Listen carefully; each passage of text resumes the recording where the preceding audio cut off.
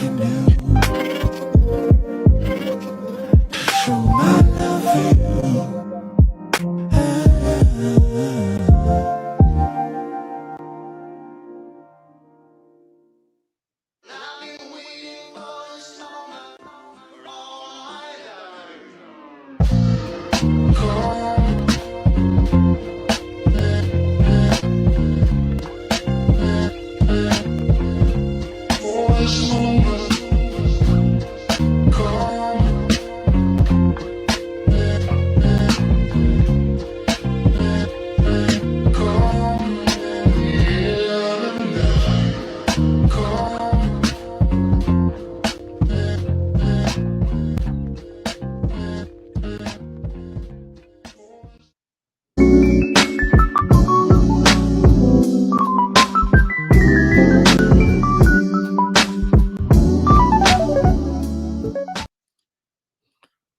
What up, what up, what up, my people? We are live. We are live. We are back in the building to shout out to you. Hold up, man. It's been a while. It's been a while, but please bear with me. Shout out to y'all.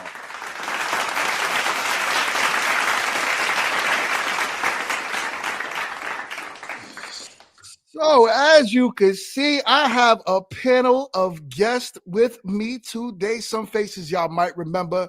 Some faces are brand new, but we are here live and ready to get active with y'all. Shout out to everyone that's here with me. First of all, I'm going to start with the new folks. Then we got to go to my old heads that's been with us before, right? So we're going to start with Miss Harmony. Talk to us. How are you? Thanks for being with us today. Please give the audience a little bit about yourself, what you got going on, and let's get acclimated with you. Well, firstly, thank you for having me. My name is Miss Harmony. I go by Tay to many. I'm a singer, songwriter, rapper, actress, the whole entertainment slew, whatever entertainment requires. I love to be the liaison for that. And I own an entertainment company. So I love connecting creatives together, models with designers, designers with musicians, performers, things like that. So that's Nice. So that's what's up. That's what's up. And you out here in Charlotte with us too, right? So that's right. Long Island. You know, but she from Long Island, so she from New York with us. So hey, New York in it up. We all out here. ISBX, okay. Yo, put that X down. That X is trash. Yeah, right. We don't talk. Brooklyn all day right here. Outside of New York, you gotta represent. I don't care where you're from. Albany. Oh man. So y'all remember Shantae. Shantae was with us before. She actually was on Meet to Marry, right? She was on season 1, episode 1. She was the very first episode with us, and she is back here with us now. Always love her. Talk to us. What you got going on, my sister? Hey everyone, I am back. I'm still doing the same thing. I'm still an IT analyst, and on the side, I'm doing hand henna and your favorite classy red coquito. Other than that, thanks for listening. Nice. That's what's up. Well, thank you for coming back and rocking out with us on another show. I know the last time you was on here, it got a little crazy, right? Oh it got a little wild, but a little drama. Hey, we're gonna leave the past in the past. Mm-hmm. So Shanti, talk to us. What you got going on? You in the booth right now? Yes, you know I am in my booth. I was up, my ear started perking. I was like, "What's T? What happened the last time?" I didn't do it. All right, we're gonna have to talk later. You blocked now. Hey, y'all. Yes, I am Ashanti, aka Cher Coco, aka Ashanti Anaya. Full-time, I'm a voiceover artist. Yes, so I'm in my booth. So I always like to tell people you most likely heard my voice somewhere and just didn't realize it. I've done voiceover for all the companies you could possibly think of. Also, I sell hair oil. I'm wearing a wig right now, but your girl got inches from this hair oil, so y'all can check that out. That's Anaya's Growth. And I also do poetry, so do shows here and there. Spitting what I spit, and yeah, I think that's about it. Single, no kids. So if anybody, man of God, looking for a man of God, just throwing that out there, Yeah. Hey yo, check it too. I met her doing poetry, and when I tell you, one of the most deepest poetic pieces I've heard in a long time. In a long time, it actually had me floored. So, shout out to you, and I'm looking forward to hearing some more of that from you as well. To be Oh, I honest with you. appreciate that. Don't make my head too big though. I'm just saying. And I heard your show on Hulu too. I actually watched me and my wife watched that show you did on Hulu too. Dope. All right. It was like a That was a younger voice. I had to put on a younger voice for that. They wanted, so they ain't got the Brooklyn. They ain't get the but they wanted. They didn't get it. And you could tell too. My wife said she was like, she sounds much younger. I was like, yeah, like they probably made her sound like that. Yeah, they wanted the lower register, the higher pitch, the just be a little younger. So I got to switch it up sometimes. Right. Yeah. Right. Nah, that's what's up. That's what's up. Well, it was definitely proud. I was definitely proud to hear that. Proud to listen to it. Me and my wife enjoyed it. And yeah, please keep it going. Please keep it going. I appreciate that. And yeah, thank you for having me on. I'm ready to. No, we gonna keep this going. We're gonna keep this going. Right. So back at it, we got Quint. Hold on, my guy. Ladies first. We got Kit. Kitty Kit is with us in the building. What up, my sister? How you feeling? He acted like he didn't want to put my horns on, he a hater. But no, you don't have to talk because I've been looking at doing voice stuff and I've done a couple of things, so I want to get your opinion on something. We'll connect. I got you. But everyone, back with these shenanigans that GMT be putting on. Welcome to Sundays. Super happy to be back in the building. Oh man, so many changes. I'm actually in New York now. I was I was in Charlotte, but taking care of my brother and helping him get healthy again. So, doing the Lord's work right now. And I mean the Lord's work. Still your favorite cannabis, education connoisseur, enthusiast, here to teach you all about all things edible. And, just if you're ever interested in looking into getting into the cannabis industry, I got you. So yeah, and I am here, doing what we do. Doing what we do. I'm happy to have you back with us. It's like I said, it's been a while. You rocked out with me. What was that, like about a month or so ago on a Friday, and that was a good episode as well. Of course, I had to destroy you in the conversation as usual, but we're back at it again. I don't care who tell it. I swear for the Lord. Saying. A lie do not care who tell it. I swear. Just y'all get free. Just roaming around. And I'm so excited, just on a side note, because we haven't gotten into the topic yet, because we got to get to Quint in the closet. But before we get to Quint, I can't wait for this topic because we'll get to it. Just wait for the topic. How about that? I just want to put that out there. In the chat, just the combo is about to be spicy. But go ahead. All right, y'all. All right, and we got none other than Quintillion in the closet. My guy, what up? In the closet. Good evening, everyone. My name is Quint. My brother. Just regular working class guy in telecommunication management.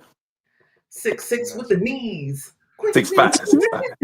6'5". Oh, I gave you 6'5". I gave you Yeah. He actually got a new knee now. He had a replacement, and he's about 6. He's about 6. Yeah, he's 6'9".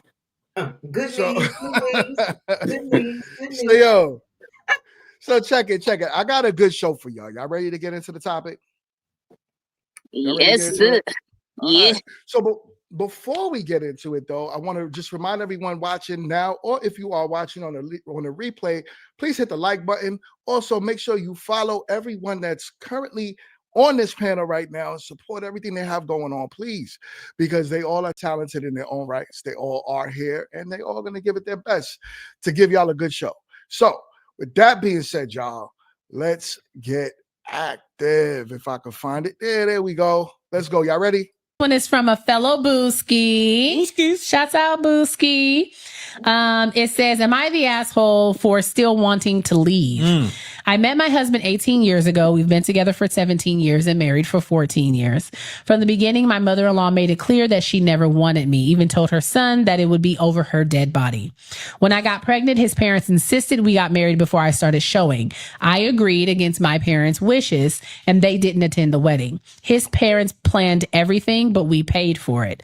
Life was hard, but we managed. Before marriage, I had my own apartment while he still lived with his parents. And after the wedding, he moved in with me. He had no job, so I worked and supported us. And I even gave him my credit card so he wouldn't have to ask me for money. 10 years later, he was arrested and jailed for 3 years after becoming physically aggressive with someone. And to be honest, he had been physically aggressive with me many times too. I waited for him to get out, hoping he would change, but nothing did. It started affecting our 4 boys. He stopped hitting me, but there was no intimacy. Our sex life was almost non-existent, and he spent no time with us at all. He just slept whenever he wasn't working. I got tired and started looking for a way out. I confided in a friend that the steps I was taking.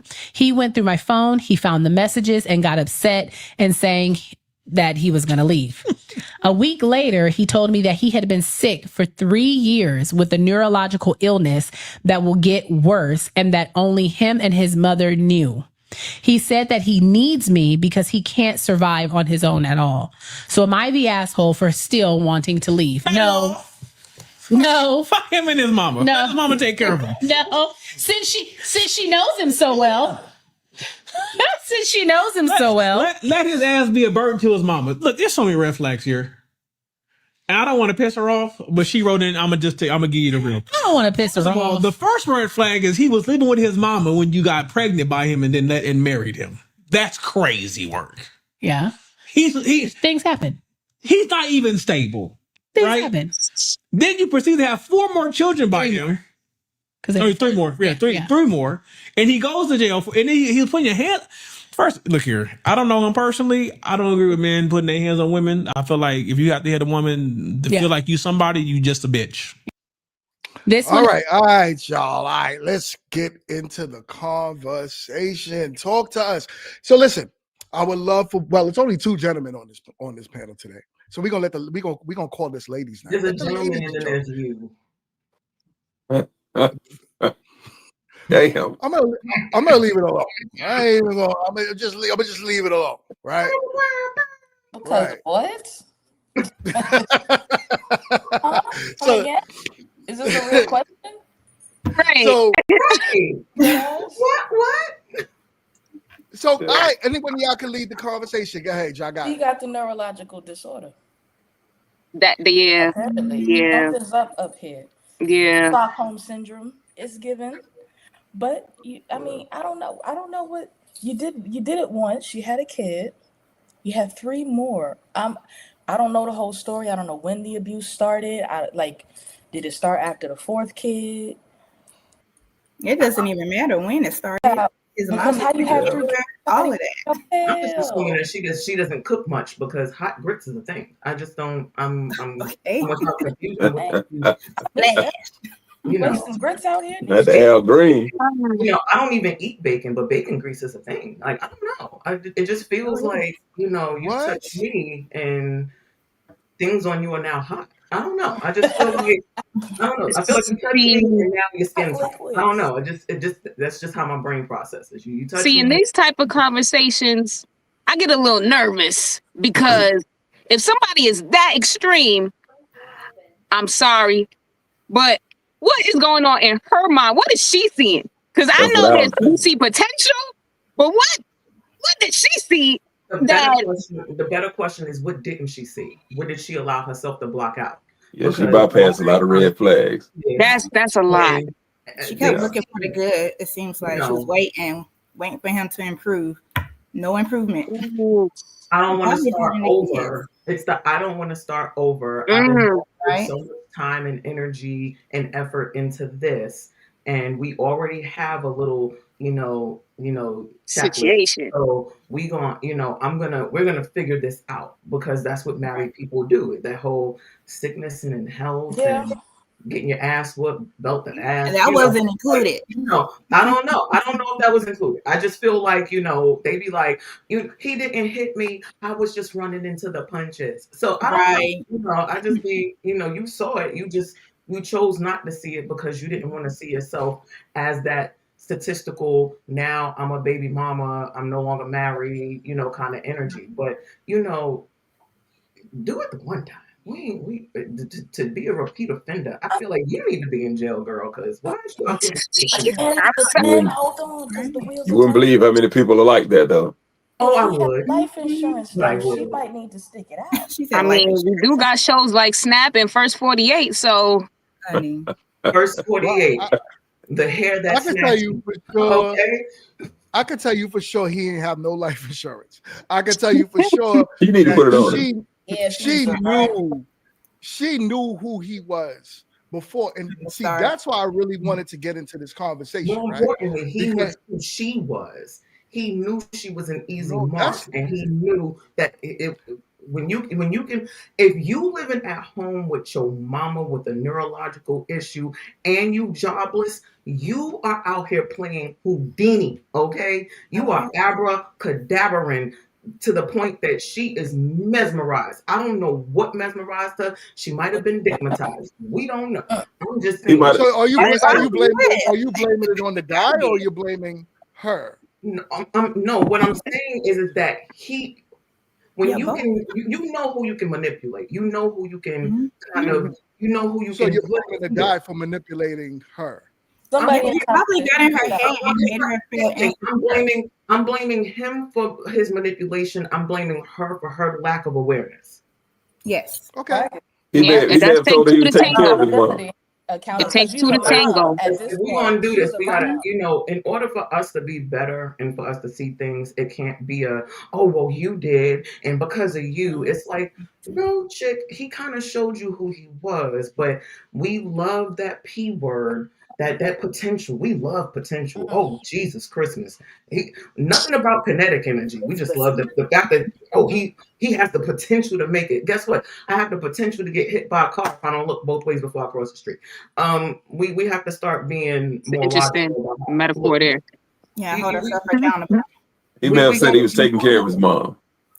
We can't fix everybody. Listen, there's stuff going viral talking about how to be a professional homosexual, how to get into people's listen, the finesse game has and if you look good, the finesse game, so they got people out here trying to teach people how to get shack up with the ones. They literally have whole classes that incels will take. I was literally listening to a podcast about incels and how they actually have classes that they take so that they can learn how to have more swag, how to change up their appearance. And a lot of them, I'm telling you, some of them they have them on the terrorist watch list or something. I went from the podcast I was listening to, I'm telling you, because they get mad. And I promise you, speaking of, I'm gonna let this cook for a second, but literally a situation that happened to me today is proof as to how you have to vet and let that be done, and don't try to find the potential. No, there's no potential here. The well is dry. There's nothing. You're gonna suck sand and die of thirst. Go where you're watered. I want you to be watered. I want someone to water you. I'm not your water pot. I'm not her. So go find it. So who all have been in a situation where who all have been in a situation where they dealt with a guy that really didn't have it together but had potential? Have you any of you all done that? Everybody. Do tell. We will wait and try to see if he, comes to the table and do what he. Because y'all would be so quick to be like, "Oh, you didn't even give me a chance. I was actually getting ready to do this, and I was about to bag. I was just about to get started." Right. And it's always the same ones who talk about she ain't want to hold me down. Listen, she didn't want a good man. She didn't want a good man because if she really wanted a good man, she would have held me down while I was, playing my Xbox and trying to get my gaming life together because I was going to be the next big streamer. Okay. Why y'all didn't tell me to get started and come back? Listen, hold on. Did y'all see the movie Acrimony? You seen the movie Acrimony with Taraji P, the Tyler Perry? I haven't seen it. I know. That's an old movie. Okay, listen, y'all gotta watch that, and then we reconvene because that whole thing was about her holding this man down while he's doing this whole invention. They've been married for 10 years. Now he's not a bad guy, but he wasn't showing up in the marriage. He was in his little thing. She cooking, she cleans, she's supporting the household for 10 years. At what point is enough? And so fast forward, just in the story, she ends up leaving him. His whole invention, it blows up, and it's just like she out there on the whim. She mad because now he want to get remarried. He's having a baby. He's doing all the stuff that he didn't do in the marriage because he was just focused on himself. And so I just be wondering at what point is enough of seeing the potential. Here's the thing, though. I will say this, just to kind of go on what you're saying, right? So you wait around and you wait around. What if her leaving was the catalyst in how he actually made the thing happen, right? Because a lot of the times women, when we get left, what do? We like, nah, we about to blow up. Like, you're not going to have me out here looking starved. You already got me out here looking crazy. Now I'm about to blow up. I'm about to do my thing. Who's to say that she wasn't a crutch keeping him in a space of comfortability and he didn't have to do the thing? And so when she's like, you know what, enough is enough, I leave. Now he has that, see, I told you I was going to do it. But here's the thing, so you mean to tell me that after 10 years, now all of a sudden, boom, everything moves? No, I moved, and then now all of a sudden you decided that moving was what you needed to do. Exactly. You should have had her paperwork in order, though. Because now you want to show me up. So here's my thing about that, right? Here's my thing about that. So yeah, because y'all, I hear y'all, and everyone is making perfect sense. But what y'all, the biggest problem. So if we're talking about potential, y'all are looking up. Come back on camera, woman. When we talk about potential, right? When we talk about potential, right? We're looking at like, okay, you guys mentioned somebody playing video games and he's going to be the best video gamer. Like, why would you talk to somebody that is aiming to be the top dog at playing video games? We're talking about potential. Hold on. A lot of them. It's not a lot. It's less than point something percent of men that play video games that are making millions, right? Because there's not a lot of millionaires in this country. So but here's the thing: are they playing? Hold on. Can I get reappears to break you?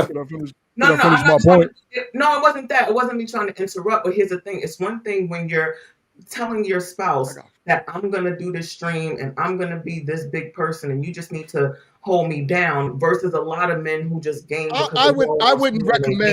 I would not recommend not one woman that's trying to have a family with kids and all of that to date a man that's talking about he's playing video games and trying to be a millionaire. But let's say your man is working in an industry that he is working on rising the ladder, but he may be at the entry level position. That's a man that has potential, right? Those are the things that we need to encourage women to look for. But women are looking for the wrong things in a man to say, well, he wants to be a 30-year-old rapper. He wants to, now he's 35 and he still ain't making it yet. Okay, now he's 40 and he's just telling me that it's right around the corner. It might be around the corner for him, but why would you waste your youth, which we all know, right? You ask me, a woman's most valuable time is when she's younger. It's when it comes to the dating world, right? Not valuable to life. But when it comes down to having children, when it comes to things that men of upper echelon want, it's younger. So if you're going to waste your younger years on a potential man being a video gamer, why? Why not the video game thing too far? That was just an analogy. You tried. I know it was an analogy, but the point still stands. If the point still stands, then let's talk about that, right? So let's talk about someone who is older, who is IT, who is, got their own shit. They travel, they do all kind of stuff. You still have to be a certain type of person. It doesn't matter you have the potential to be a shithole even if you're in banking. I know because I was in IT finance. You know what I'm saying? So I know. You know, again, because then now what they'll do is they'll use their position to try to, oh well, you know, I'm in banking, and you know, oh I'm like, and they'll try to use that as the one up, right? Versus like I'm trying to do something with you, I'm trying to build or whatever. But again, even they get angry, and let's talk about that, shall we? Let's talk about what I had to endure today because you know, for She those want to that get this off know, her chest bad. Let's just Let go. it off. let's talk about Let it it for a off. second because it's right on topic. So the fact that we're talking about this is like, wow. So imagine someone wanting to be your friend. You didn't go looking for them. They came looking for you. Okay. And you listen to them. You actually have a conversation with them. Ladies, vetting is 1,000% important. It's better than any Maury Keep the Povich story going. thing. Right. Okay. Yeah, kid show. I'm just trying to tell you. Long story short, I tried to tell a dude that I wasn't interested, and it turned and more than once because I don't like not only how you talk to women, but how you talk about women. And then he had the nerve to. We was talking about something interracial dating or something like that, and I said, and it was a comment about a white dude, nothing big, and he was like, "Oh, you see, like even that comment about the white dude, you look like your cooter got moist." And this, that, and the third. And I was like, oh, I said, so I'm moist because we're having a conversation about interracial. Okay, you know what? This isn't going to work. You're not the one that should want to be my friend. And I'm all about just being respectful and being a friend. I'm gonna send you the text messages, GMT, because basically he was like, "Oh, well, good for you, sellout," and you know that's what you get, and sent me the middle finger emoji and all kinds of just belligerence, all because you didn't know how to show up, and like I'm like, wait a minute. So I gave you an opportunity, right? Because y'all always say we don't give you a chance. Give them a chance. You give them a chance. You talk to them. You literally try to get to understand them. And when you realize that's not it, they all of a sudden you ugly, dirty, stink, crack boy, your mama look like Everything me, under the he's sun. on the coke, like everything under the sun. But just 2 seconds ago, you was trying to figure out how we could go run off into the sunset together. What do you say about your kid? Huh? What do you say about you? Oh. You know what? I'm gonna send GMT the text messages. I'm telling you, I was like, Here's the thing, right? Here's the thing. My point still stands. My point still stands, though, right? Is the point of the matter? Hold on, Kit. The point of the matter is that listen, you're vetting wrong. You're still vetting wrong. I don't care. A lot of y'all, you too, Kit, are vetting wrong. That's the problem. No, listen, we had one conversation. One conversation killed it. Like I vetted. That one conversation covered all that. One conversation covered all that, Kid. He went from cool to wanting you. Okay, let me tell you this. That's all it takes. I'm like Drake. The one time is fine with me. But I'm saying he went over all that with one conversation. You tell me in a negative tone that that you must have, your cooter must have gotten wet because of that white man comment. That automatically Yeah, that's kind of crazy. I ain't gonna count. And then you call me that's crazy for one conversation. And then you call me a sellout. It's comfortable. So that's what I'm saying. But that dude right there. So listen, all right. So and the conversation is done. So what happens next? Right? You move forward. You don't deal with that guy anymore. There's just one guy. Of course. Like what do you mean? One guy. So he's done. Hold up a second. You know what I'm saying? So you all work at the same company. Lock this out. You all worked at the same company? No, he had a crush on me and was all in my inbox trying to be my friend. Like, no. Oh, okay. I thought y'all worked at the same company and he had a higher position and I never like damn, that's HR all day. I never asked who, why. No, don't want to be my friend. I'm not friendly. Don't be my fucking friend. Simple. Okay. Listen, You had a wilder story. As you said, you gave him an opportunity. You gave him a chance. It didn't work. It's not a big deal. You move on. That's just life. But here's the thing. I'm talking about his reaction, though. Because those dudes are corny, right? Like we all can admit those type of men are corny. Well, the way you would know is just like that. Okay, you have the conversation, you ask the right questions, and then now you feel that he's corny. You X him out. That's it. He got stories like Fat Joe. The problem is that women. Here's the thing: if he was the right guy, and I'm not saying you, kid, but if he was the right guy, what happens usually is this: a lot of women will still give him the chance, even though he's moving funny. They'll still give him a chance. Sometimes they even get a man a baby. If he's the right guy, how you moving funny? No, they'll think he's the right guy. He's not the right guy. He's not the right guy. We gotta go off of what you're a mask for a long time. No. But it's some guys out here that doing research. They'll hear conversations like this and they'll learn what to say and what not to say that will trigger women. It's really like crazy. It go both ways, right? It go both ways, right? A female can do it too. Yeah. No, there's always signs though, right? So do y'all agree with that? There's always signs. There's always something. Yes. The point of the matter is, listen to the original topic. That woman saw all of those signs. She ignored them. She only realized them after the fact when they broke up. That's when she realized that she made a mistake. Not this to say she was a woman that divorced her original husband to deal with this guy now, who was a good man. Right? They just didn't quote unquote work out. I'm too much logic, I know. But what happened? You know my favorite saying. What happened? Please don't take this as disrespect or anything, because it's just coming from a man's point of view. But I always say, what can we say on here? 304. They know how to play a good woman better than a good woman do. Right. Well, that's true. That's true, and it's not even to say that woman was that, right? The problem is, and what I'm trying to get to more or less is the women picking the wrong guys, and then having, making these lifelong decisions by not really having the real conversations, not taking time to get to know who these men really sometimes we do have those conversations, and they would still lie. They would still act like families will help them lie. They're on the same level. Okay, give me an example. Give me an example, Shot. Hold on 1 second. Shante, give me an example. I got so many. I don't know. Just like what kids say, like they will answer our DMs. They'll get in our DMs, like, "Hey, beautiful," or "What's up," or "Do you like to eat," or whatever.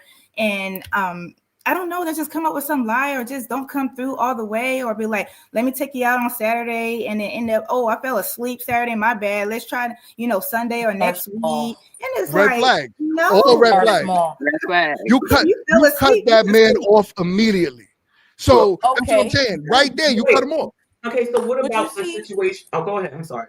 Because I was gonna say, like, in an instance like that, what if he wasn't lying? And what if I'm using my past traumas for the guys that really was lying before, and now I don't know the difference? So I gotta ask the questions, but I still have to trust him to be honest about the responses.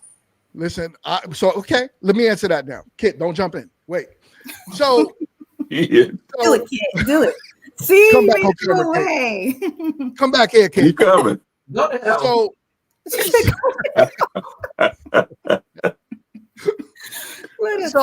Okay, my prime example to that is, if you set up a date, if a guy tells you in your DMs, he jumps in your DMs, he say, "Hey, I want to take you out Saturday," right? Saturday comes, he now stands you up. But let's say it's a legit reason, and he can actually show you. Ladies, ask for proof. There's nothing wrong with saying, "Okay, your car broke down." What's proof if he fell asleep? What happened? You fell asleep. That's not good enough. That means you're not taking me that serious. You might be on medication. You should have said we're done. A 24-hour shift. You might be on medication. So even if he worked a 24-hour shift, a good man is always going to be a man of his word. And if he can't keep his word, you should not deal with him to begin with. Falling asleep is not an excuse. The only reason he should have is a family emergency or he got into a car accident. Other than that, noted. If he's not giving you that, then what this is one of the excuses like that. Right, you wasting your time. He got shot. So what about? I personally feel that it's very easy to vet. I feel like we all grown now, and I feel like it's definitely easy to vet because also I'm big on know the tree by the fruits. You can see how people move, and you could know a lot about somebody before even speaking to them, just on how they carry themselves, how they move, what they talking about, and then. Again, the next layer is the type of questions you asking and what you're answering. And again, anybody could tell you anything. They could lie, but that's all part of the vetting process because lies, they got to keep that up. And if something ain't adding up, that's your answer. So I feel like it's only so long you can keep up a facade, especially when you got a whole background history. It's not like, oh, you was born and now you 30, 40, 50. No, you got history. You got things that can show what type of life you live in and the type of person that you are. So I think at this point, you can really vet a person. You can really see what they about, and right away, even before a first conversation, honestly. But that's here's the thing, though. Hey, hey. But Ashanti, you're speaking from a space of self-awareness and having a different level of like intellect where you're in tune differently, right? So like you're at a space where they can't try to say something to you to make you believe that piss is actually rain. You feel what I'm saying? You're like, but it's yellow and I know what it looks like and it has a smell. Like, what are you doing? You know what I'm saying? Like you're not like, oh well, I guess if he says it's rain, maybe it's just me because I'm not, secure. And so I'm just gonna believe that his yellow rain is actually rain. It doesn't smell like rain, but it's okay. What I will say is this. I literally, and this is just one situation. There's a dude that he literally not only goes by a completely different name, but his family was actually helping him hold up the lie and facades. So that was good. So no, do not condone that. He was literally getting different women pregnant. They were all showing up in this group. Like, wait a minute, that's your baby daddy? Me and him have a 2-year-old. I've been trying to find him. This is that and the third. I'm telling you. And it's several. This is my point right here. This is exactly what I'm go talking on, about. This is my point. Because all that you're saying right now is these women are giving men that gave them no commitment babies. But here's the thing. They think where that mug, Harmony? What I will say is what I said. What I said about the 304s is reversible. These dudes, they can play a good guy for a long time. I had one of my boys. He had the look, wore the jewelry and everything, and I was financing his dates. That's crazy. But you see, check it. Even along to what you said, or Kit, yeah, what you said, Kit, about like being in a space as a woman to be able to see certain things, especially, I don't look for men with money because I look for. You have that in you. I know I could spot certain things, right? So I know with a guy coming up with a whole bunch of chains or whatever, I'm starting to see the psychology of that too. Like if you got on a whole bunch of chains and if you trying to look a certain part, you can tell when somebody got it and when somebody trying to front like they got it. And it's all part of how they move. And then when you've been in certain rooms and when you got it yourself, it's just like, nah, exactly. But I will say it's definitely a lot harder to vet when you've got family feeding into it, right? Because then now that's some next level. That's sorcery. I gotta step out with that. I don't even know about that. They trying to create a show. I don't know with that. You know what I'm saying? Because they'll put up with their relatives' bullshit because they love their relative, but then they got these different women coming in and out, and like they over here kikiing to each other, like, boy, he a mess, this and third. But these women are over here meeting your family, thinking shit is actually you moving in that way. That plays a different level on their psyche, and it's not like it's just this one dude. I promise y'all, it's not like an outlier either. It's a lot of dudes doing that. And again, I'm not saying that it's all men's fault. I am saying that as women, we need to take more onus about how we show up for ourselves in these relationships that we want so badly, that we're willing to believe, the banana in the tailpipe. Like, we have to stop at a certain point and say, okay, you know what? We're smarter than this. We still want what we want, but we shouldn't want it at a detriment to ourselves. Right. Let me ask you a And that's the question. emotional part. Accountability, for sure. That's Let what me makes ask a me question. change. Oh, go ahead. I'm sorry. I didn't mean to cut someone else. I'm sorry. No, you're good. I was just about to say that's what makes me think with old girl, she must not have no, any friends or no family to like be there for her, because nobody warned her. No one told her like, hey, this ain't adding up, or this looks funny, or what's up with your eye. Like, what was Definition of friend. Definition of type of family, because there are people that will just yes man you the whole way, or don't want to say nothing. Like, or you have that's that why relative that's like, well, he's a good man, so and men do stuff, so don't go shaking the table too much, because don't you want a man to be at home with you at night and help you do whatever? Is that happening nowadays? Are people actually telling you to stay with somebody that's hitting you?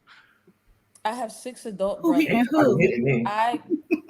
I can't even fathom nothing like that. For one of my brothers definitely tried it. He was one of them that had the girls in the house every single night, different girl. And my room was right next door, so I was aware. It would get to the point where he would try to introduce them to me, and I would be like, oh, you look kind of like the one from last night. Oh, you didn't do him like that, did you? James, he learned quick. Come on, yeah. Did him like that, yo. But I'm still consistent. I'm persistent. God almighty. What kind of sister are you? You like a real sister. Right. That's a girl that's tired of. Oh, no, you right. know why? Because y'all be No having question. bag. Yo, question. Crazy. Don't invite. Look. What's up, Ashanti? Hold on. Now, how much weight are we putting on the family where these people grew up? How much are we putting on them? Because I know people like to grow up and say, I'm like this because I grew up like this. And I know there's a certain time that you got to take accountability for yourself and your actions and how you move. But then you got all this other trauma and stuff with how you grow up. And how you gonna break that chain? Some people just growing up in situations where this is how only way they know how to operate. And does that play into the conversation for y'all as far as potential, where it's like, oh, I see how this man grew up. If I'm patient with him, maybe nobody was ever patient with him. Nobody ever tried to give him the game. Nobody ever tried to help him. Does that play into the potential conversation for y'all? Do you Not feel in like this situation with her? No, you're an adult. Maybe something else. Yes, you're an adult. You're an adult. You forged that yourself, regardless of who influenced it. You got to take responsibility for who you are. GMT, I need you to put B's comment up on the thing, please. I need for other people. But I got a question, right? And I mean, it's not a disrespectful question or whatever the case, but thank you. What can a man possibly tell you? And I can understand that there are mistakes that happen or whatever the case, but what can a man possibly tell you to make you want to have his child without him promising at least a marriage or being there to take care of the child? Tell you. It's about what he's showing. It's the dick. I mean, so I would just she just said it right there. I ain't in that, and I ain't commenting on that. I know it can happen to females. I know that's a possibility. I've never been in that position where like, oh, he's so good, let me just do everything he say.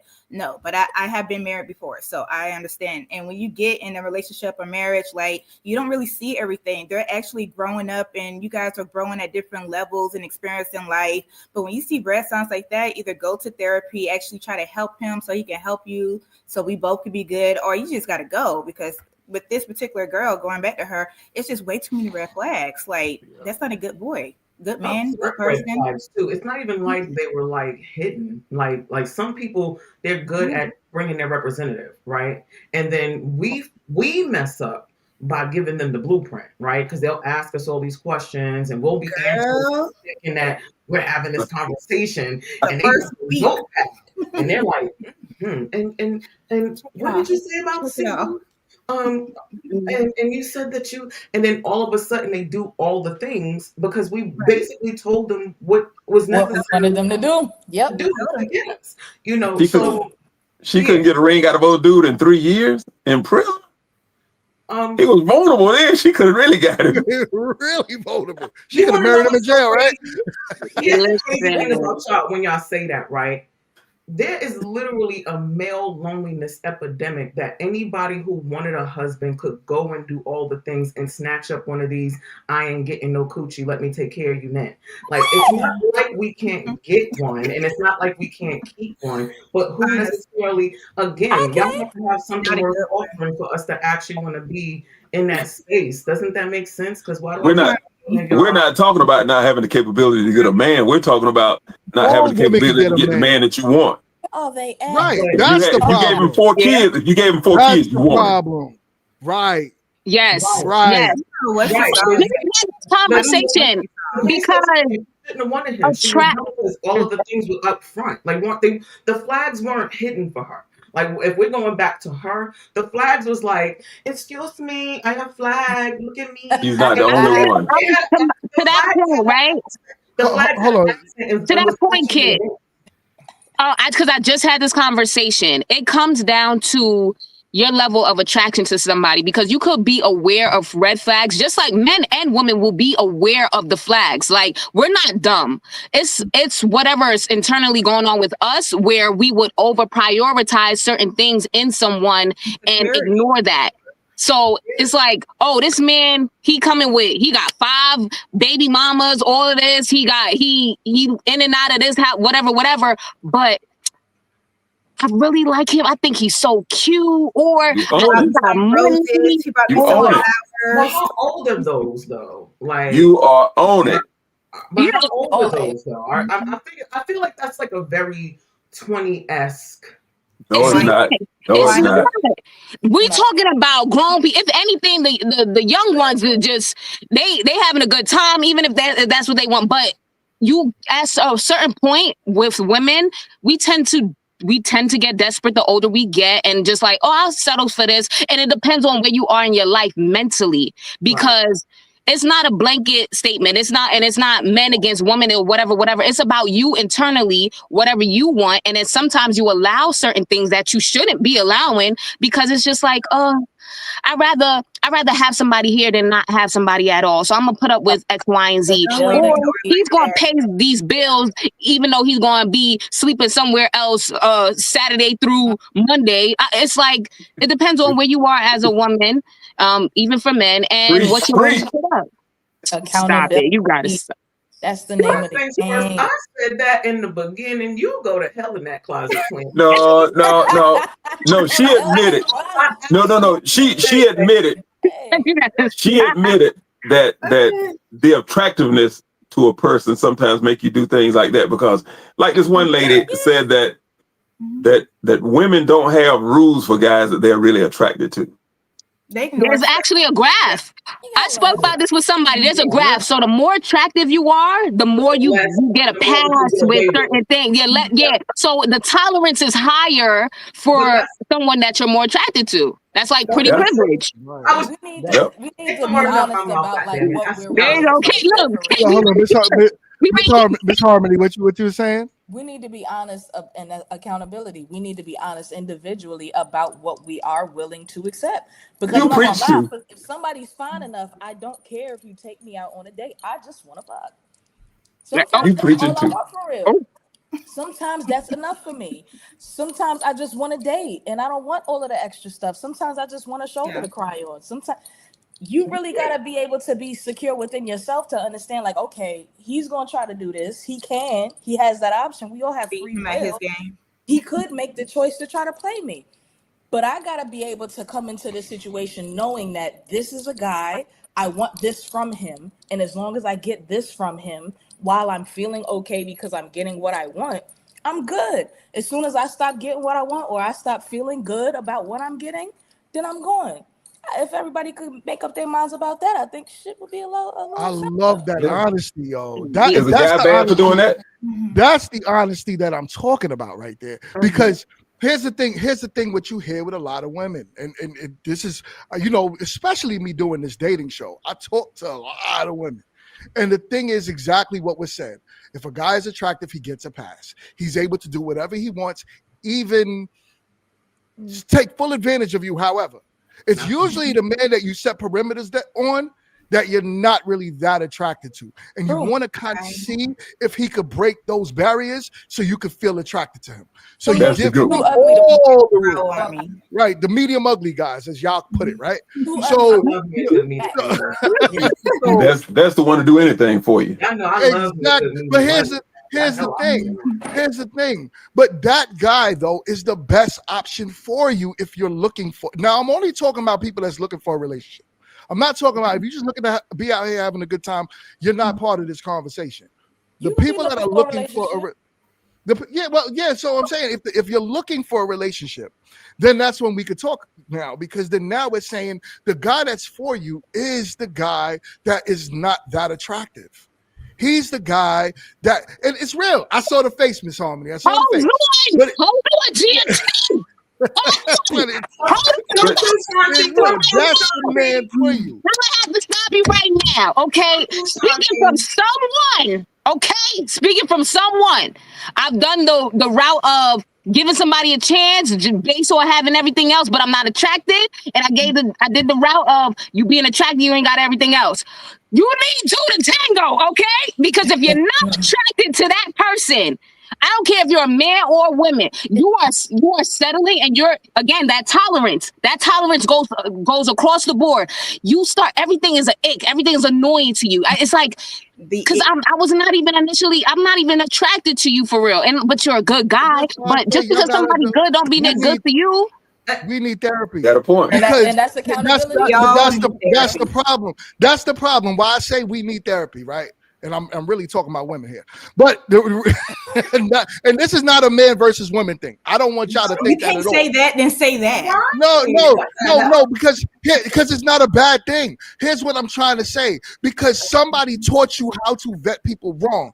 Do you know? Look at your great grandfather. That mofo was ugly, but your great grandmother knew that man could provide. She knew that he was gonna. Hold on. She used the old folks as examples because they was putting up with him laying his hat wherever he laid his hat. Women couldn't get credit cards. Here's the thing. That ain't got nothing. What credit cards got to do with this conversation? No. We got to go back to slavery if we want to talk about great grandma.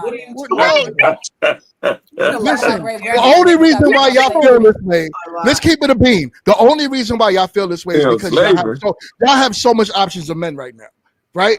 Y'all could get on the internet and there's a million men in your DMs. Y'all have options. No, it's not the same though. It's just we know it, but still, it's still what you think you have, because most women go off of how they feel. You ever talk to a woman that wears a lot of makeup, and to her, she's the baddest thing walking the earth. Take the makeup off, she doesn't feel that secure about herself. But when she puts the makeup on, she presents that way, right? So that is true. I'll give you this. You don't look a day younger than 90. We're not talking about you. Because whether you get this natural face or you get a face, the difference. Here's the thing. That's not true. Let's go there. Dion, come get your husband, because we already know that's not true. And again, whether you get a naked face or a face full of it, I'm gonna still give you my ass to kiss. So it doesn't matter. My is gonna be you gonna get left. That's you, kid. Not a lot of women like that. I don't think it's like necessarily about not knowing how to vet. Again, people are gonna go for what I agree with you with the therapy, because there's a lot of broken people dating broken people. I believe that a lot of people are trauma bonding and they don't know how to necessarily step away from the dating scene, step away from somebody and work on themselves. We can be in agreement with that. But to compare back in the day and to say like, we don't know what we trying to look because we want to be attracted. Attraction is part of the package. I feel that I shouldn't have to sacrifice granted, looks fade, but attraction is more than just your physical appearance.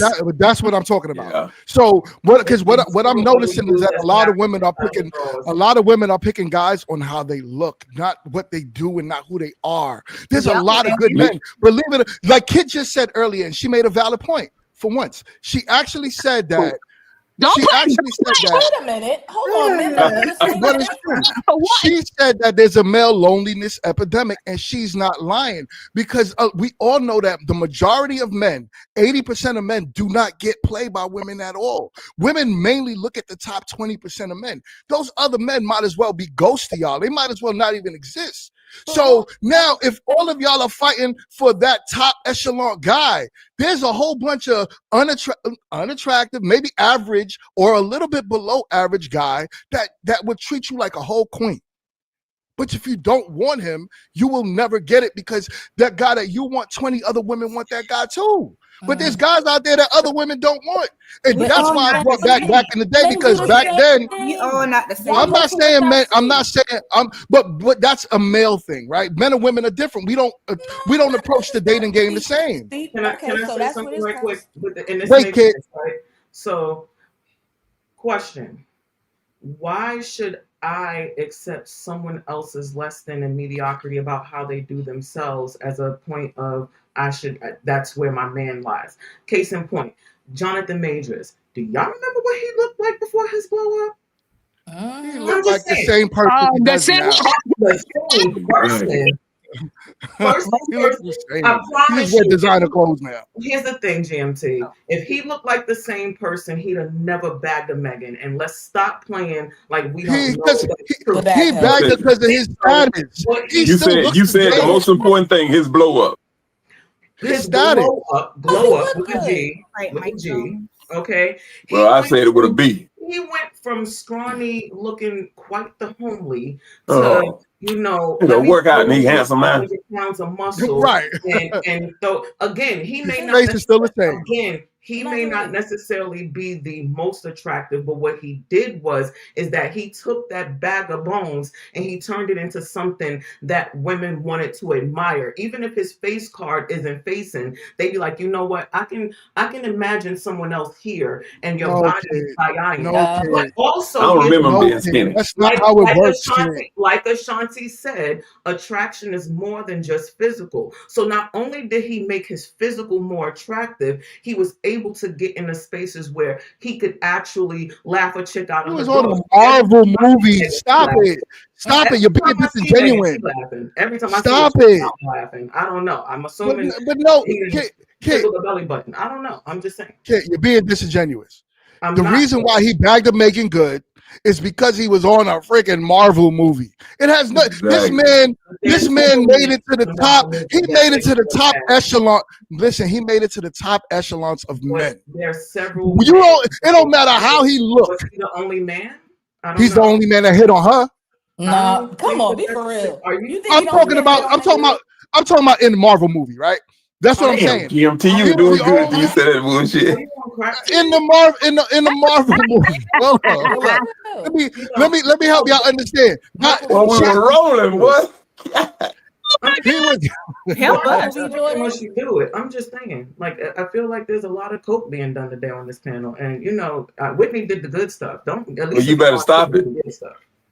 I'm into it. I'm not gonna lie. I feel like we hammering at different points, but at the end of the day, when it comes to this data, it's so many layers. Is the race layer, is the finance layer, is the where you come from, it's what you're looking for. It's so many layers in this dating game, and I wouldn't even know how to even approach it. But at the end of the day, just to address the whole Jonathan Mayer, since that's the last thing we was talking about. We got Jonathan Mayers around the corner. We got a Megan Good around the corner. We got all these type of people around the corner, but money does make a difference. Money be making people look better. And I don't even think it's necessarily just just in your face, but it's something about when a man or throw on a suit or a woman throw on you know what I mean? You could have. The skincare is different. The skincare is different. The hair is just you glow different. Mama just got money. It's the glow up. I said when you have a glow up, you look different. You present different. You present different. Look at everything is different. No shade to these other people, but look at LeBron. Look at D-Wade. Look at Jay-Z. I mean, look at these people. They are not. I'm sorry. No offense to y'all. And Jay never did nothing to look better. He can't look better. Like, no matter what Jay does, who? Because you repping Brooklyn, right? That's the only reason why you saying that. But you know, Jay, to the average, if you saw Jay-Z walking down the street regular, he was not Jay-Z, the average woman, maybe not you, but the average woman is not going to sit there and look at Jay like, oh my God. Jay-Z was pulling when he was on that cigarette pack. Not everybody go after money too. Like, let me make sure he got all the money in the world. Yeah. Jay-Z was pulling when he was on that cigarette pack. It's the whole aura. I miss him. It's the I know I'm not. You know what? It's that energy. Yes, it's that energy. And that's what money be giving you that energy, that confidence. But it's another thing too. That confidence. He does exactly what he says he's gonna do. That's super attractive. Who? Jonathan Majors said, I'm going to get back up after he beat up that girl. And he said, listen, I'm low as hell right now. Beat that girl up. Who he beat up? He didn't meet Megan after the Marvel show. He met Megan That's that after right he there. got kicked off the Marvel movie. If he met, I'm telling you. Vindicate Jay. He got ain't hit that kicked girl. off of the Marvel movie. But it's people that do what they say they're gonna do. It's people that have that energy, that aura. That's like, you stupid for not dealing with me.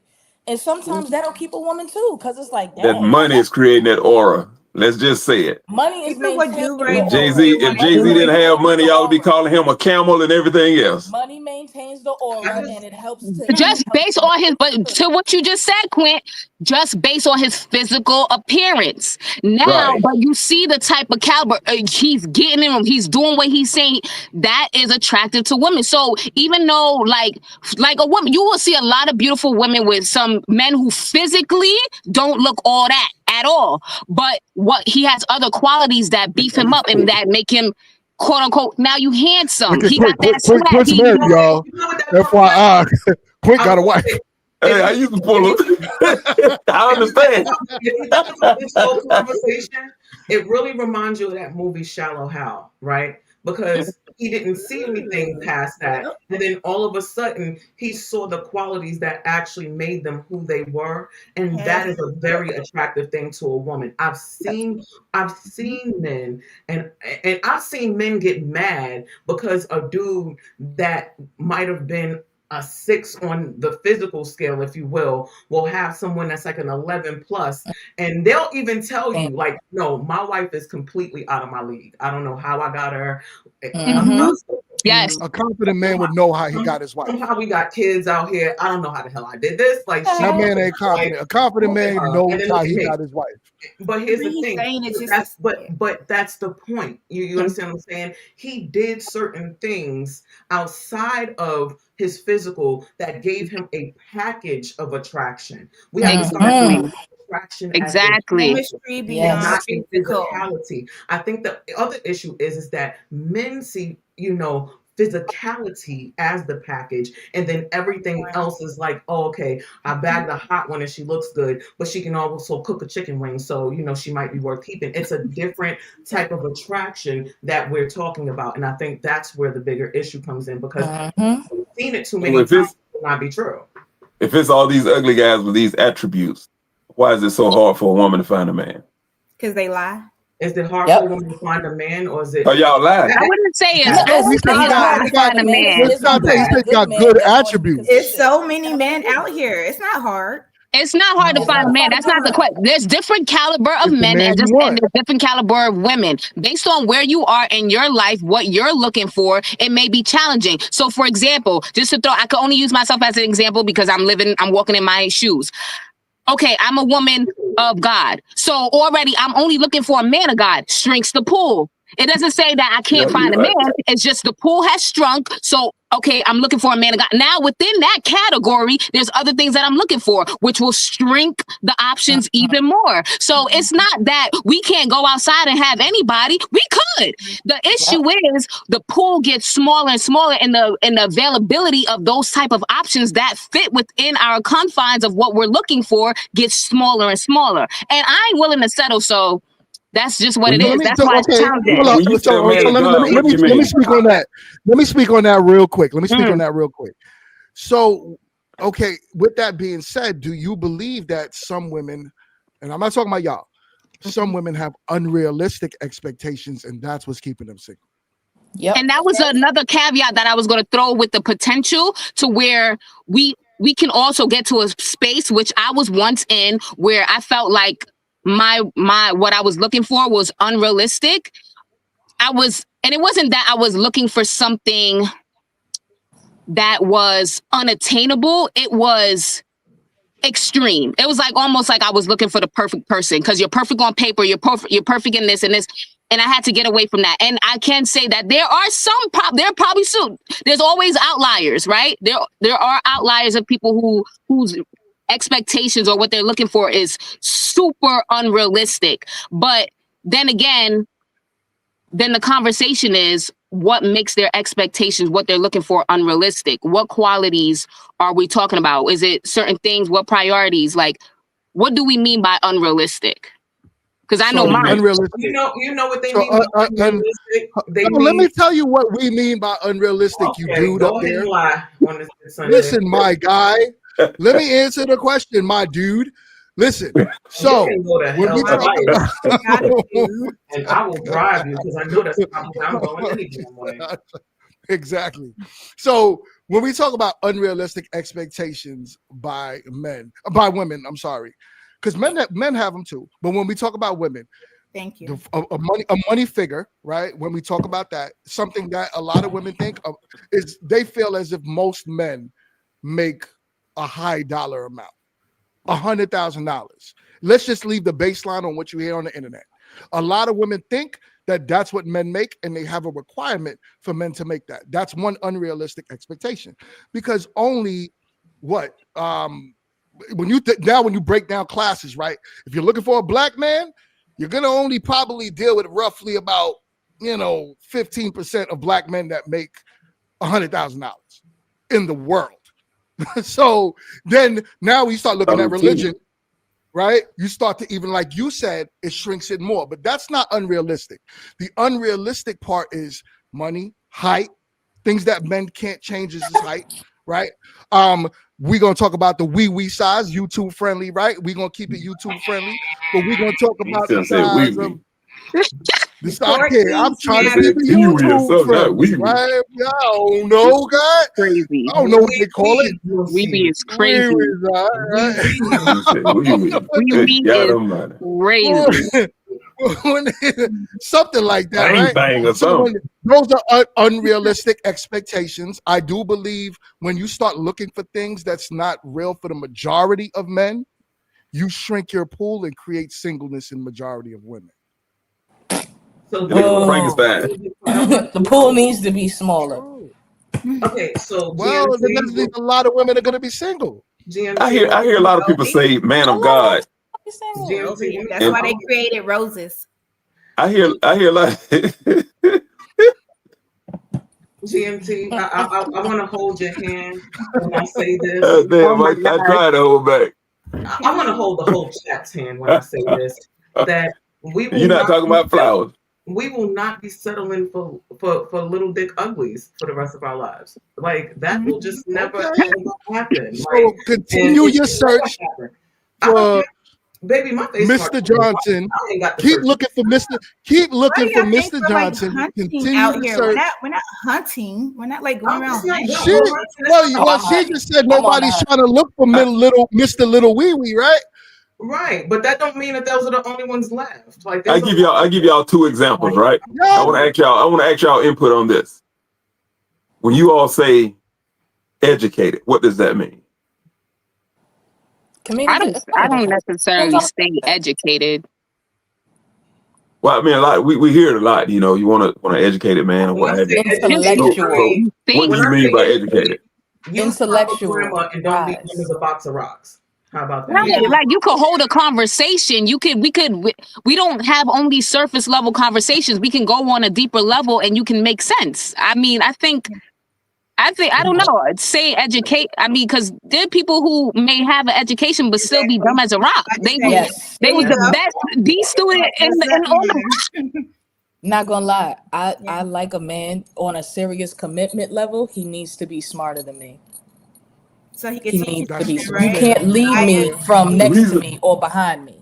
The reason I asked that, we can come together on a lot of things. I can be the better cook. you gotta know more than me about most things. Like, not gonna lie. See, that I was give an you, unrealistic That stretches expectation for me. I even give you more. some examples. I was in the military for 10 years, and I was in telecommunications. That's when he was in his first. Thank you for your So service. Thank you for your service. whenever, thank you very much. Thank you. That's when he had And his first. so a lot of times when I went on dates, I was asked, where did I go to college? And when I said, well, I did, 10 years in military telecommunications, it was like things changed. Like I wasn't a smart guy, what have you, when in all actuality, most of the conversation I had, they were kind of under me, really. They really couldn't go to different areas to converse like I could. But I wasn't smart because I wasn't college educated. Okay, So so I know. Sorry to cut you off. no, go ahead. You good? Because I was gonna say I recently got my degree, and I'm not gonna age myself, but I'm late to the party. I recently got my first degree, and now that I Congratulations. finished it, thank Yeah. you. Now that I It finished doesn't it, matter though, when. I completely understand why that's a thing for a lot of college educated women. It shows that you commit to something and you complete it. I don't have much else getting to know you that would help me to know that. So that's one of the questions that, now that I am speaking with a lot of college men or men that have their degrees and men that have gotten that further education, there's a huge difference in the level of communication that we're having. But if you're dealing with women that have not gone through that and have not gotten the education, but they're looking at you like, oh, so you ain't go to college, and oh, how you going? Then I think that that's a them thing. But I You don't should see ask anything them, wrong with the do they have college a degree? educated woman wanting to be with somebody that also completed something Right. and can relate to that structure, to that discipline that it takes. Most of my friends that went to college, they don't work in their field, and I make more than them. It's not about that. Most of the women that I went out with, they rarely work in their field, and when they do work in their field, they pick fields that's not really, it turns to a point in time where they need money to pay the college loans or what have you, and I make more than them. So I thought that going to college was a way of trying to assure that you would get a better job, having a better financial future, not going to get a degree, some paper, and be able to wear letters around saying, oh, I went to college. Oh, I went to college. I'm the most educated. That's all it is. But where are you, really? I mean, because I look at the people that say they're the most educated, and they make the second least amount of money of the groups in America. And that sucks. You're right. And then here's another thing too, right? When you look at a college degree, I don't have it, but one would say that I'm a fairly successful person, right? Started businesses. I got a whole dating show that I was able to start from scratch. That's doing really good. So I could hold a conversation with the majority of people. The thing is, this is where we go to the unrealistic expectation. Yes, there's nothing wrong with having standards and wanting a man or a woman that's on your level with your, education wise, meaning that he went to college, you went to college, you're good. But you should not eliminate a person that didn't, because that could be the person that can lead you in the right directions if you're looking for a man to lead, right? So I do get what you're saying, though. And don't get me wrong.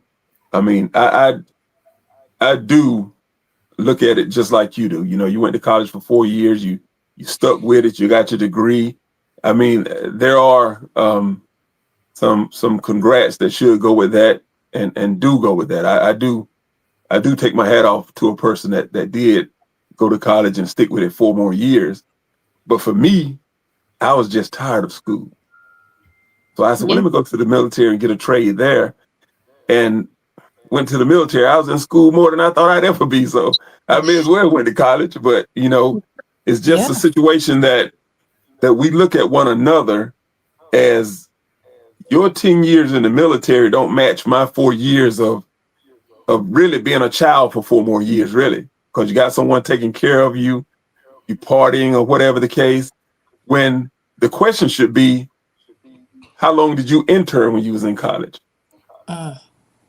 What job did that get you from your intern that they gave you a reference?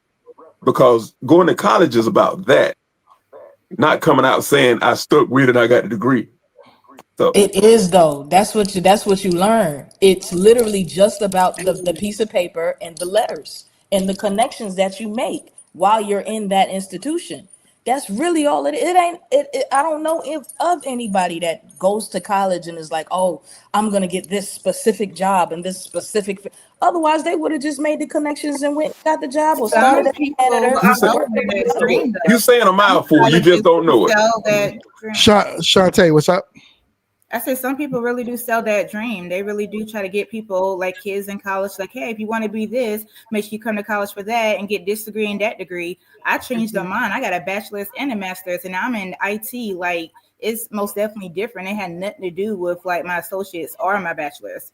Right. So 3 degrees. I was taught to get the paper, not the I want job. to ask this question because I feel like, in all honesty, That's some expensive paper. Do men actually care? But here's the thing. I think we're talking about very different things because I feel like women care more about a man having a college degree than a man ever cared about a woman having one. Right. Yeah, we don't We care never about said that we at cared all. about him having I one. don't care. Yeah. I don't care. When you're trying to vet out, Kid, you're doing it Break it again. up. You're, like, no, I'm you're just saying, just like, when breaking up. Thank you, you're trying Jesus. to vet out somebody, Stop it. you know, are you, I know. Go ahead, talk. We can probably hear you better now. It's all crazy. I was here. I was here with it. Kid, you broke up. We couldn't hear you, I kid. told you I'm not. But here's the thing.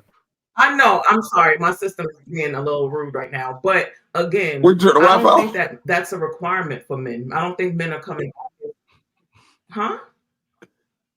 She turned the Is that Wi-Fi I off. mean, I think some women should make it a requirement if that's what they feel that they require. But to make it a generalized thing, like, oh, every man needs to have a degree to consider being a Yeah, husband. that's I don't think that crazy. should be a general thing. I think, again, that should be you be accountable for what you're looking for, and you go out and you find that for you. Like you said, like you did the military thing. To me, that shows me that you have discipline. If having discipline and Dedication. structure is important to me, then I'm going to look for whatever it is that you've done in your lifetime that will help me to understand that this is what you have. If it's college, then it was college. If it's the military, then it's the military. If you work for NYPD, I understand that there's a certain type of structure depending on your position or whatever the case is, but it helps. That information does help, and I'm I not ain't mad gonna at women hold y'all. who watch it. Right. I ain't gonna hold y'all. Just going back to what you said, GMT. When it comes to looking for again, I agree with you, Harmony. Whatever you specifically want is what you should go for. But addressing what you said, GMT, before about looking for certain things, not vetting properly or whatever the case may be, I feel that that's one of them. Because what is having a college education have to do with your ability to lead? What is that have to do with your determination of if this person is a good fit for you? Because we know there's all different type of there's people who you went to school with that was on a short bus. What does it matter if somebody necessarily went to school, whatever just like we came out, we have different GPAs and all that stuff. What does that? It don't matter at the end of the day, because where are you in life now? What are you doing? How are you handling yourself? How are you carrying yourself? What is all that?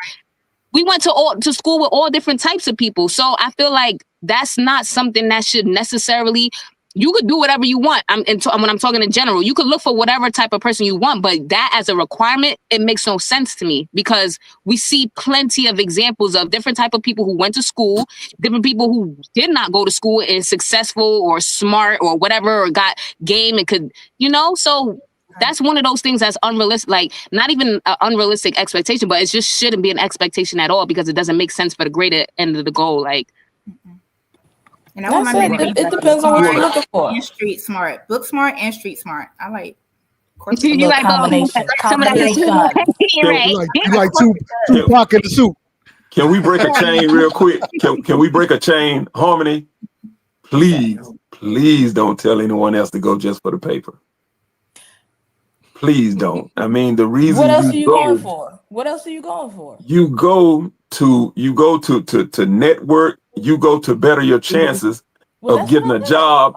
That you go to get better your chances of getting a job that's going to put you in a financially better place.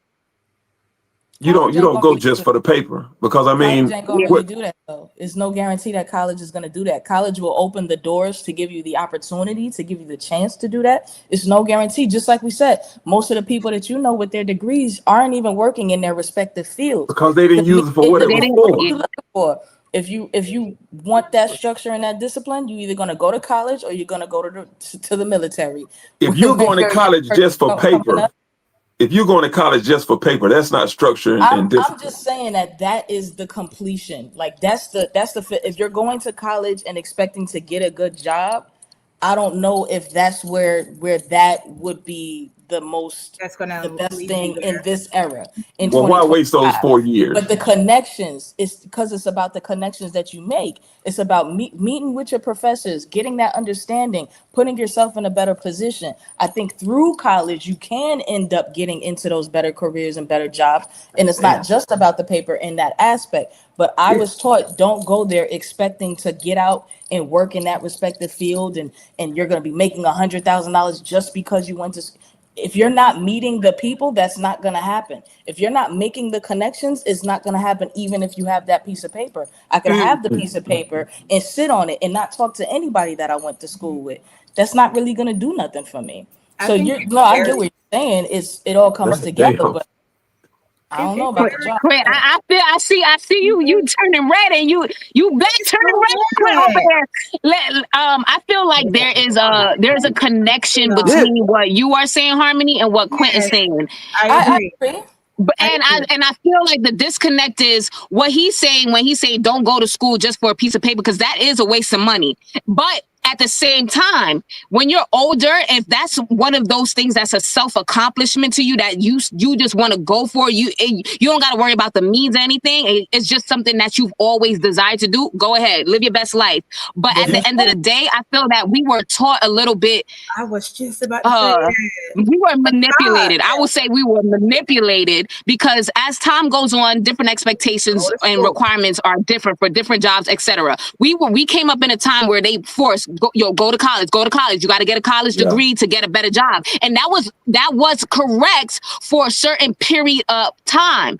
That was correct for a certain period of time. But now when a lot of people are going to college, okay, there's all these college applicants and not that much all these type of jobs. So it's not enough to go to school and get a college degree now or for the past, X amount of years. Now, if you're going to go to college, it has to be intentional. If you're not going for no specialized type of degree to be a doctor or whatever, where you have to have a education, it's like you really got to weigh your options on, okay, if I'm going to go and invest in school, okay, what am I doing? Who am I speaking to? Going now to your connections. Like, okay, this person that I meet in college is connected to this person, because at the end of the day, it's about who you know. Who you know gets you up to that point, and then it's what you know after that. So it's a combination of what you guys are saying. I understand because usually you're a child when you graduate high school. Really, you're still a child in mine at 17, 18 years old. And if you don't have a good counselor to explain these things to you, you probably would go to school just for the paper and not really knowing, what comes after. I usually tell kids that plan on going to college to, in their first 2 years, they're getting the basics pretty much. I tell them over the summers to look as if they're looking for a job in whatever respective field that they would like to work in before picking the major. And then pick that specific major and intern in it. What I'm saying is I don't fault people for going to college for the paper, the experience, the networking and everything. I just feel like, we should have a better message for people coming behind us to let them know that, don't go in and waste money like I did or waste time like I did. And I'm not saying it was a waste of time. I'm just saying, make it work for you. That's kind of what my dad did for me. Like I was raised by my father. My father was born 4 years before segregation was a thing. Like before segregation ended, we didn't start integrating into schools until 1965. So my father knew enough from growing up. When he had me out, he was 33. He didn't raise me to value college in the sense of, oh, you need this to get a job, because he understood when he was born, you definitely needed a college degree as a black man to get a good job. You absolutely had to have some kind of education behind you. You needed that piece of paper, and that meant something at that time for him. My grandmother did the same thing. She got her degree when she was 60 years old. For him, he saw it differently. He saw that he saw what she went through, and his father was able to make a way for the family just by working. So he figured, I'm going to get a city job. The way to do that is to connect with these people. He met up with the guys that was doing, somebody was running for mayor or whatever the case is. He made those connections. He ended up getting promoted. He was captain.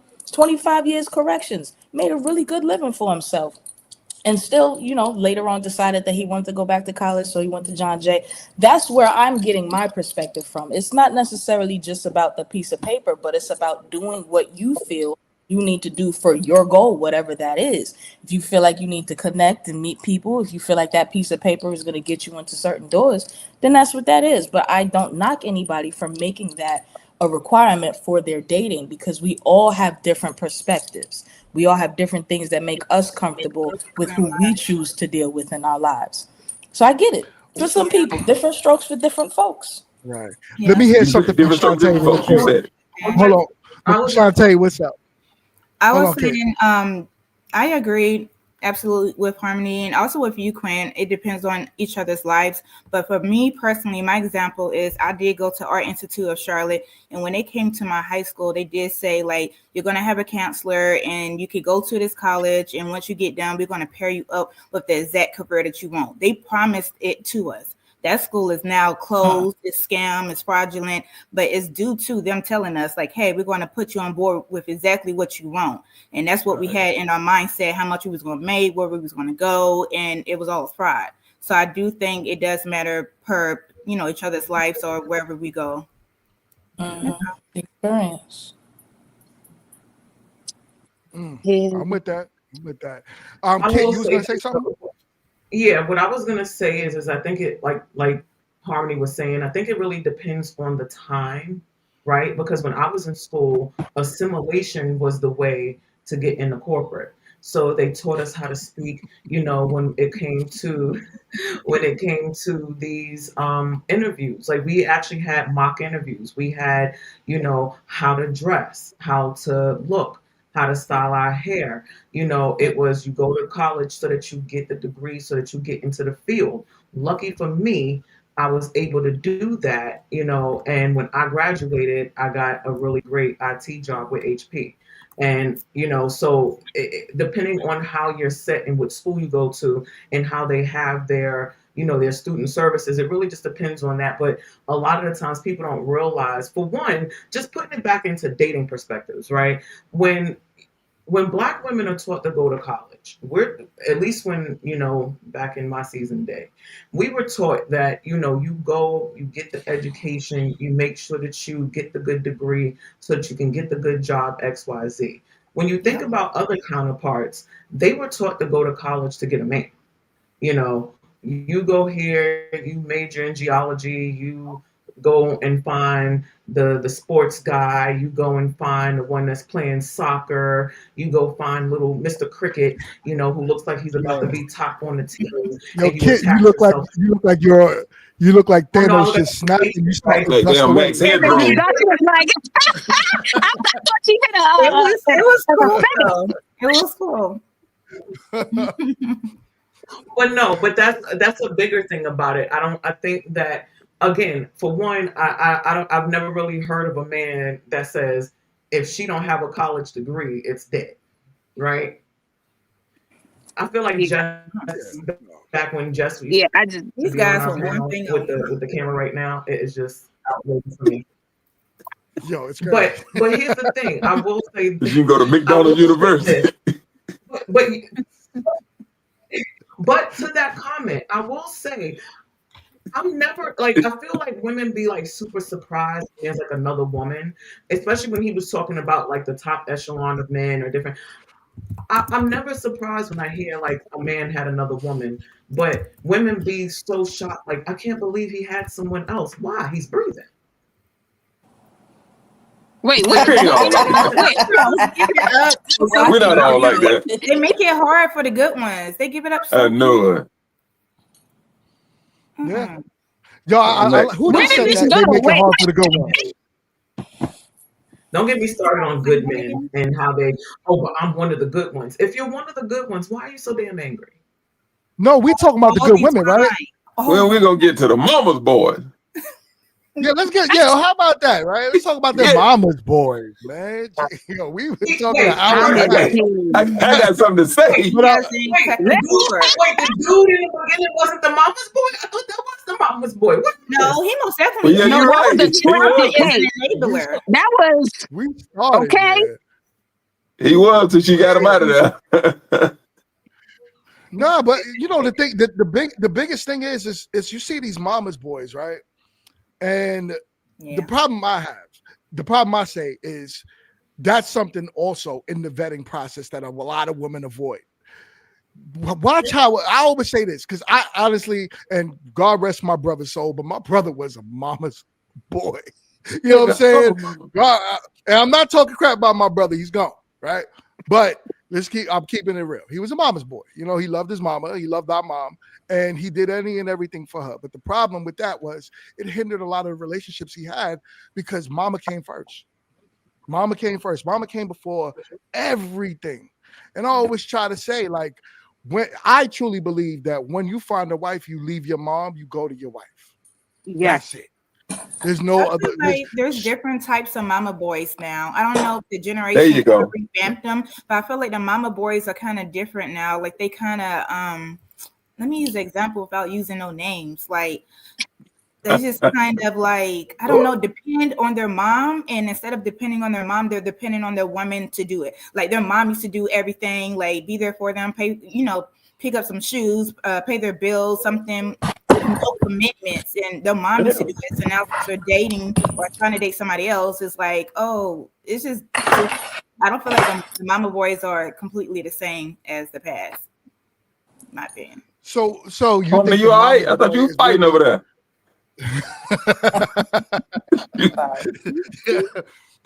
So you think the mama's boy is the guy that you think the mama's boy technically is the guy that is depending on his woman to fill in his mom's shoes, essentially, right? I honestly do, yeah. That's a certain type, right? I think that's normal to a degree, right? Do you think it's a bad thing for a man to have the expectations of his wife that he expected from his mom, and I'll put this in reverse, as a woman should have the expectations to be provided for and protected like a father would have done for his daughter? No, comparison is the thief of joy. Wait, okay, what? So talk to me. Let's talk about it. No, you can't compare your spouse to your mama. They two different people with two different top. And I'm glad you said spouse versus it's not comparing, right? It's way more of a expectation. So I expect you as my wife to cook. I expect you as my wife to nurture the household. I expect you to do things to make this house a home. Just like you expect me, like you would have expected for your father, to provide, to protect, to do all the above, which men are expected to do in this lifetime. I don't know. I got my daddy in my life, so I really I'm not expecting my daddy job. I think the disconnect, maybe, I don't know. I'm just from observation. What you're saying, GMT, I get what you're saying. The overarching idea of how a man that shows up for his daughter, how when she leaves the household, this is how the man should step in and take over. Because you shouldn't be still leaning on your father or your mother for this. Now you got your partner. Right. So I get what you're saying with that. I think we feel, I wouldn't even say we, I'm just talking in general, but the pushback is when you are a woman nurturing and playing the mama role, but the guy, it feels like a mama role only because the guy is not being receptive and being the papa role, if that makes sense. It's like he's not showing up the way he's supposed to be showing up. So now you feel like, oh, you just took on a son. You just took on another whole can of another baby or whatever, because it's not being reciprocated. But that's only because of the thought. I agree with you, GMT. I would want a man to show up like a father is supposed to show up for me, just off the examples that you used. Just like I would show up for my man naturally as a nurturer, as someone who would take care of the home, as, you know, and provide in those other ways. But it will look crazy if he's not reciprocating that as he's supposed to, and as a man. But so I think that would go to right, and that would go to why would you be with the other if they're not, meaning men too, right? Why would you be with a woman that's not giving you the nurturing aspect that you would look for? Because the finding a wife is so important. I believe it's one of the most important things a man could do in his lifetime. And the reason why I say that is because, especially if you want to have children, she is going to be the first teacher of your children. So I need my wife to have high nurturing skills, which my wife does, right? Now, when it should go in 1 second, kid, put your finger down. You ain't in class. You tell and in reverse, right? And in reverse, the same thing. Look, she fading away. And in reverse, the same thing would go for a man to a woman, right? You should be looking for me to be a protector. You should be looking for me to be a provider. Because when it comes to the family, right? And we only talking about when we bring in children into the situation. Not the people that just want to clap forever and that's it. We're talking about, yo, I'm trying to be your wife and I'm trying to build a family situation with you.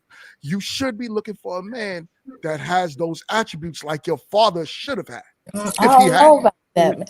I feel like you need to take what a person has to give and get, but to when you put it on mom and dad, I don't know if you're generalizing like a parental figure, but to be like, oh, you need to be like my mom or like my dad. It's like, again, we're coming from two completely different times, two completely different eras.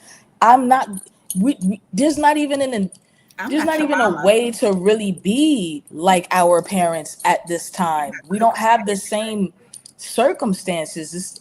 If nurturing is what you're looking for, define what that means to you. But to be like, oh, you need to nurture me, you're not nurturing me like my dad, that's toxic. Like, and that's disgusting. Well, that's toxic. No, you're not nurturing. I think y'all are looking at it wrong. I think y'all are looking at it wrong. I get. Yeah, you peep Shantae, because it's like, I think it's the verbiage that we're using and the ideologies that we have attached to what a mom is, what a dad is, and how a partner should show up. So I believe we all want the same thing out of our partner. It's just the verbiage the verbiage that we're using is a little all over the place in terms of a mama. I understood what DMT was referencing. Yeah, I understand what GMT was referencing when he said show up like a mama. And I'm not that person is like your mom, your mommy, like, but having those certain qualities of nurturing a home and providing, like, that's it. We're not talking about somebody sucking on your hey. You know what I mean? No, because it gets like that. We talk about mama's boys. It really does get like that. Like, there have been men that I just started dating that would introduce me to their mom and show me like their fresh newborn baby and this kind of stuff. And it's like, okay, this is getting a little odd for me. Like, I'm not that. I'm willing to nurture you in the way that I can, in a way that, like, after we communicate in a while, if I know that this means love to you, this is how I can communicate love in a way that you can understand, then that's a different circumstance. But that's why it threw me off when you mentioned like the mom, because we're talking about mama's boys. When you're dealing with a mama's boy, he's definitely comparing you to his mother. Anything that you're not doing that his mother did, he's going to be looking at you crazy for. Anything that you're doing that his mother would look down on you for, he's gonna come at you for that. Like, that's all I'm saying. Not always. Well, for a mama's boy, I'm a mama's boy. They'll get back to her one way or another. I'm a mama. With the mama's boy. But a lot of the times these moms aren't nurturing. and a lot of the times they end up when you have Break it up, someone kid. who is a mama's boy, right? But they're looking for their mom, and then you wonder how they're in my. Get Wi-Fi, G. I got Yeah, Well, T-Mobile. you that's know what? gone. Your That's closet gone. stinks. That T.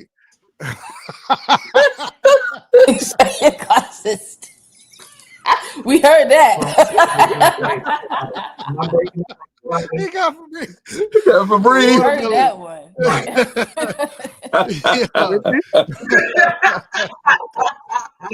And that Wi-Fi worked just right. But no, I was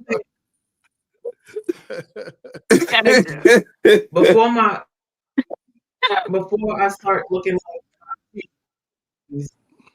I was just saying, a lot of the times people, you wonder why a man is always in a toxic relationship. A lot of the times, that's what they give and that's what they're used to receiving and having. So it's not always, when they're looking for someone like their mother, sometimes they should be looking for someone better because sometimes mom didn't do all the things that would make them a viable candidate for someone else. Same thing with, toxic father relationships with their kids. Like, it's no different. So what people should, outside of the problem is that we be looking for things in other people instead of just figuring out who we are and what we like and how we can make that grow and be the individuals that we were destined to be. A lot of the times when you're trying to emulate or find someone to emulate someone else, you always end up disappointed because that person was never meant to fill that other person's shoes. Can they have matching attributes to some degree? Yes, but a lot of people fall short when they do that because they're constantly looking for someone to fill those shoes instead of looking at how they can have their own shoes to fill and be solid in that. So I do like this question right here, right? At the end of this, he asks, how do you pour into a man without feeling like you're mothering him? Yeah, I was Be yourself. Oh, is this something that just popped in my head like while I was talking and even just reading that? I just thought about the concept of a mother. When a mother loves her son, she loves her son unconditionally. So it don't matter what her son does, she provides for him, she cares for him, or whatever. I still challenge. I'm not going to speak prematurely on this concept because I still don't know if unconditional love for a spouse is a thing or not. I'm still growing. I'm not going to speak prematurely on that. I can't speak on that yet. I'm not there yet. But I think maybe in terms of that, where a mama's boy, he gets spoiled, he gets leeway with a lot of different things, and that's not going to be accepted when you have a spouse, because it's not, I'm going to keep pouring it, I'm going to keep doing all these things without you in return doing your part. Like, so I feel like you can pour into a man, but it feels like you're mothering him if you feel that he doesn't deserve it because he's not showing up as your better half, as your spouse. Does that make sense? I can see that. No. I can see that. Okay, speak on it, Broken Bird. Speak on it, yeah. Broken Bird, talk to us. What's up, my guy? First of all, long time no see, man. How you been? Pretty good, actually. It's been really amazing on this side of the world. And again, sister, the woman that we learn to love the most in our life usually is our mother, the first woman we learn to love. But we also learn to lie to her. She's the first woman we learn you have to lie to, because we learn most mothers can't handle the truth. We learn at an early age that to keep mom calm, we can't be honest. And I think for some reason, we end up kind of transferring that same kind of love to the women that we try to love as adults. This is why it's very important to not love a man like his mother, because he'll have to lie to you the same way they had to lie to his mother. If you can be a muse, which again, I don't think that women are taught this at all in our community. When a man makes a mistake, how do you handle it? Do you chastise him? Do you do like a mother does? If so, then eventually he's going to start lying to you the same way he had to lie to his mother. But if you can handle reality when he has mistakes, when he makes mistakes, when he has problems, when you know how to be a muse and listen to them and not really be a manager and try to tell him what to do, but just like, oh, well, whatever you do, I got your back.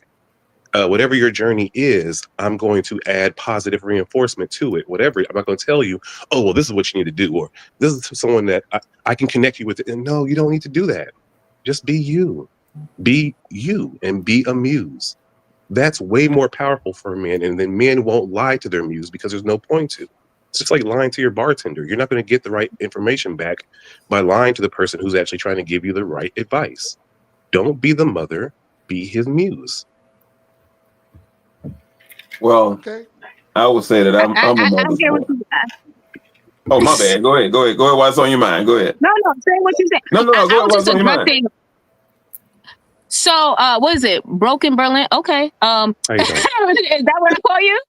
Yeah, you can call me broke, whatever. Yeah. Oh my gosh, I did not want to call you broke. I'm a minimalist. I'm a minimalist. You can call me broke. You can call me whatever. It's no stress. You can call me Jason too. Bib, B-I-B, Bib. I don't know if I want to rock with Bib. You see, don't tell me. I'm trying to tell you not to mother me. You don't call me Bib. But okay, sure. Hey, you funny, so go ahead and roll with it. You call him broke, but not Bib. God. That's crazy, right? The stanzas here. Nah.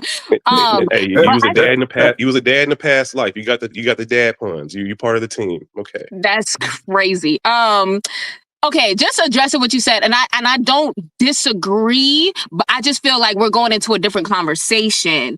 Because I know from where this kicked off when GMT mentioned about like showing up like the qualities of a mama. I think we're nitpicking certain qualities that we would want our partner to have, not to say that they should be this title, because a mama title is different from a spouse title, which is different from a brother, sister, whatever. Those titles are different. But just like for my partner, I would want my partner to show up with different qualities of all those different titles. And so, your partner or your husband? My husband, my spouse. Okay. Yes, okay. My husband. I would want him to have all these different qualities. Qualities from like a mother, some motherly qualities. Not some motherly, some fatherly qualities, some brotherly qualities, some just like I would want some qualities as my spouse being my best friend. I would want some of those qualities. So it's not necessarily, I get what you're saying, the muse thing versus the mama thing, but I don't think it's not showing up necessarily like the mama. Is certain qualities of a mama that a woman should show up to her spouse as. Certain qualities. We're not talking about the title. Is that what you were going to? But I'm speaking a lot about how you handle anger, how you handle disappointment. When you're with your man and that energy, because that's the main problem that I think a lot of men are having. So if women can tackle that instead of when they get angry at us, instead of turning into this mommy version of us that starts to yell and point and do the same thing that our mothers did, and then we as men, we have just like hold back those emotions and try to process and understand you and hear you. But it's reminding us of the triggers that we had as children from our mothers. It's hard for us to actually understand and communicate with you because you're triggering that because you're acting just like our mothers did. And then the way we protect ourselves is to lie to her. So we lie to you, and then we find ourselves lying to you. Like, why did I even lie about that? Because it's a habit that we had as children. So to meet us halfway, don't give us that energy, especially when you get frustrated and angry. Right. And now, in terms of anger, I do agree with you how we should handle conversations, especially when you're dealing with a spouse. But I also feel that. How do you deal with it usually when you get angry when your man disappoints you?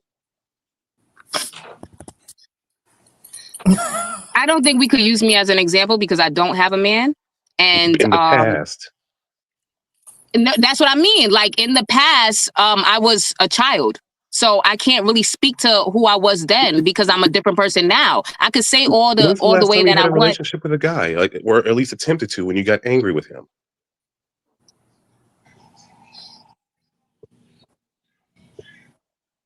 See, there's different levels of angry too. It depends on what you did too. Never I don't mind. know. It's okay. I can't. It's okay. It's Yeah, okay. Any level. I Any don't like level. going into personal. I really It's just a don't because conversation. It's okay. I don't It's want okay. because my situation is different from another person's situation. We all come from different backgrounds, different places in our lives, and different things. And so, if I'm going to say how I handled something in the past where I had issues going on, like that I can identify now, it's like that's not going to make this conversation, grow any different because I had to take It makes the accountability for where conversation I go full was. circle, and then we all learn something, and then we go to the next topic. Am I tripping? No, because I can But see what? that too. I handled things in a crazy way. As far as a man that gets me upset, I typically distance myself. I go ghost. I disappear. It used to, like early on, the first kind of relationship, it was revenge. You're not just gonna do this to me. I need get back. You're gonna feel how I felt. I need you to feel how I felt because of what you did to me. So it's not like I'm gonna go and cheat, but I want you to feel something. So I get that, and that's toxic. That's not really how you nurture somebody that made a mistake. But then it also comes to, is there accountability? Did you make the mistake and then lie about it? Did I have to catch you in that? Did I, so there's different levels and layers to it. No. There's not different levels. That's the level, and that's where the communication has to be. What you just said was absolutely correct. Okay, now how do I, as the man, become accountable? This is where I end up having a conversation with myself and my younger self. Okay, she's being different. She's not acting like maybe how my mom was. Now, if I'm a healed man, okay, this is something different. So therefore, I have to give her something different, and I'll give you a different vulnerability. And then that's something that me and you now have that's concrete. We now have, oh wow, okay, she approached me different. I want to give her a different result. And now all of a sudden we have something that's special, that's ours. That's how it's supposed to be. That's how communication works. I'm not gonna lie, I definitely have that now. Like the man that I'm talking to now, different. Like he won't even let me get back to that without making me feel crazy as hell.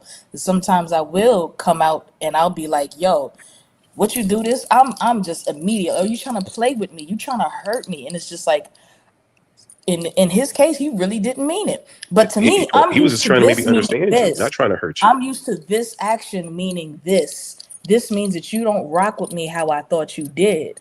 But now, like, he's secure and mature enough in himself to sit me down and be like, okay, you can think how you want to think. If that serves you, then you're going to have to think like that by yourself. Get back to me when you're comfortable enough to address me like you love me, like you said you do. And I said, ooh. How you say? What you say again? Oops.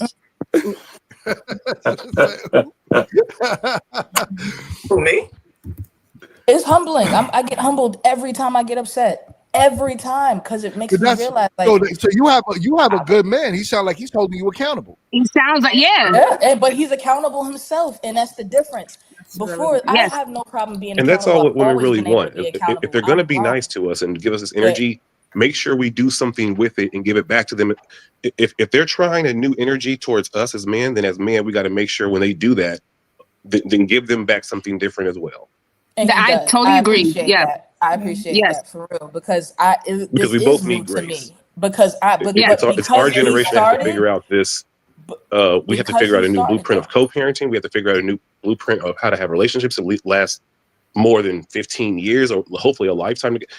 Our generation, we have to do it, because if we don't become the grandmas and grandpas of our kids, our community. I have something to say that nobody likes to hear, and nobody likes to hear it. It starts with the men. Y'all have to actually make the change, and we have to see y'all making that change. I'm going to be effed up because of how I am. But if you're saying that this is what you want out of, you have to make the change. And that's where I saw with him. He made the change. He didn't wait for me to adjust and be like, oh, I'm going to be softer now. I'm still me. He found it attractive to me. Maybe it was physical or my body or my ass or whatever the case is. But he's still patient enough and secure within himself to let me be me. And if I'm going to change, it's going to have to be on me, because that's what I want, because I want to be better for him, not because he wants me to change and he wants to turn me into this grand person.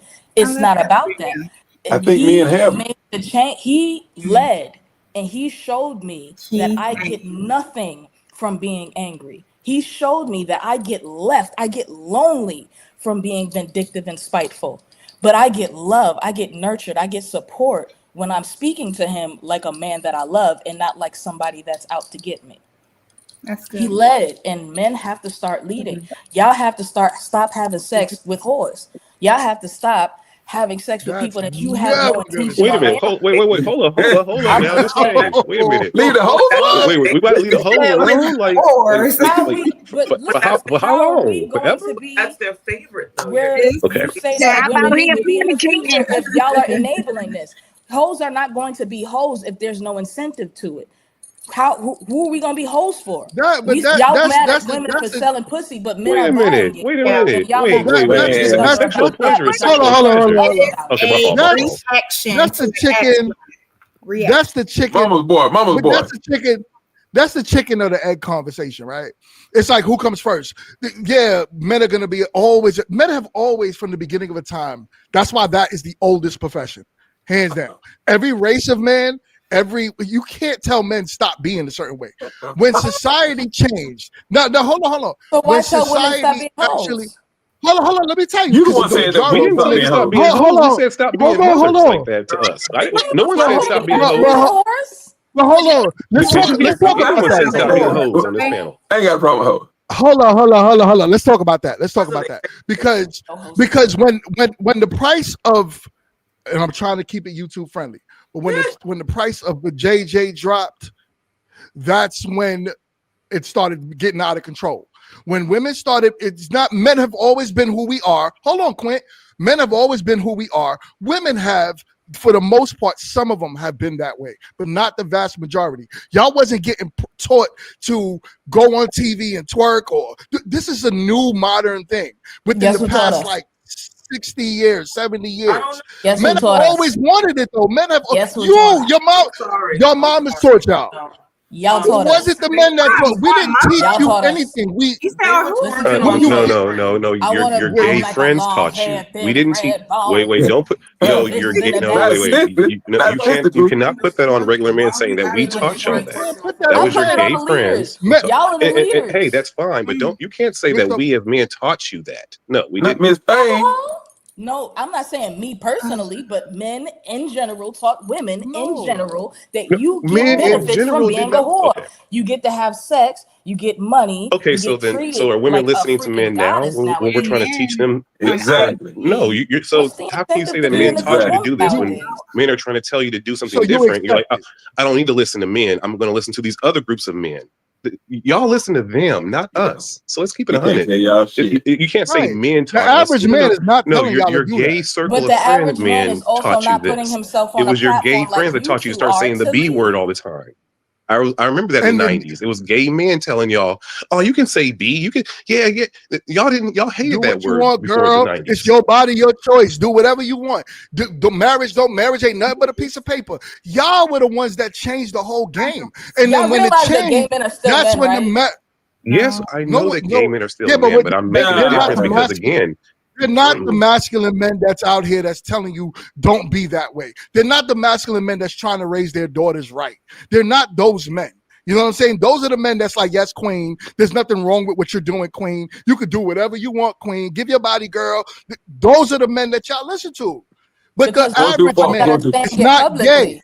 When do y'all start saying stuff like how y'all saying on these public forums? This is new to me. There's a bunch of public like what? Black men. No, but there's a lot of men out here that's talking like I'm talking right now. But y'all don't want to listen to him. Y'all rather listen to Future. Hey, that don't go in their algorithm because they don't want to hear it. Right, and it's not y'all. We're not talking about y'all women on the panel. We're talking about. I'm just saying y'all talking about some people. Y'all need to have these conversations with other men, not with us.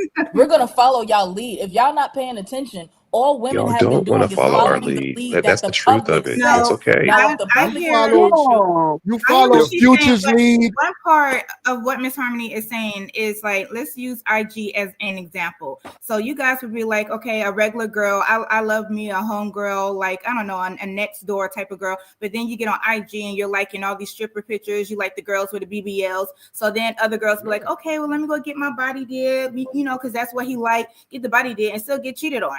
You know, I could see that part of what she's saying. It's not the full scope. and who are That's what they we like to cheating look with? at. Hoes.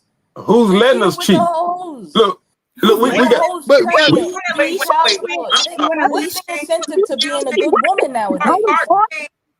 We got. Back. Hey, look, and my connection's good and everything. I'm back. Hey. Oh. Hey.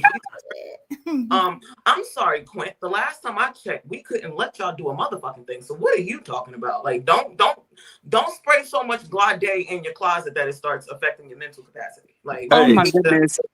Like, don't Febreze your mental capacity away. Like, let's not do that.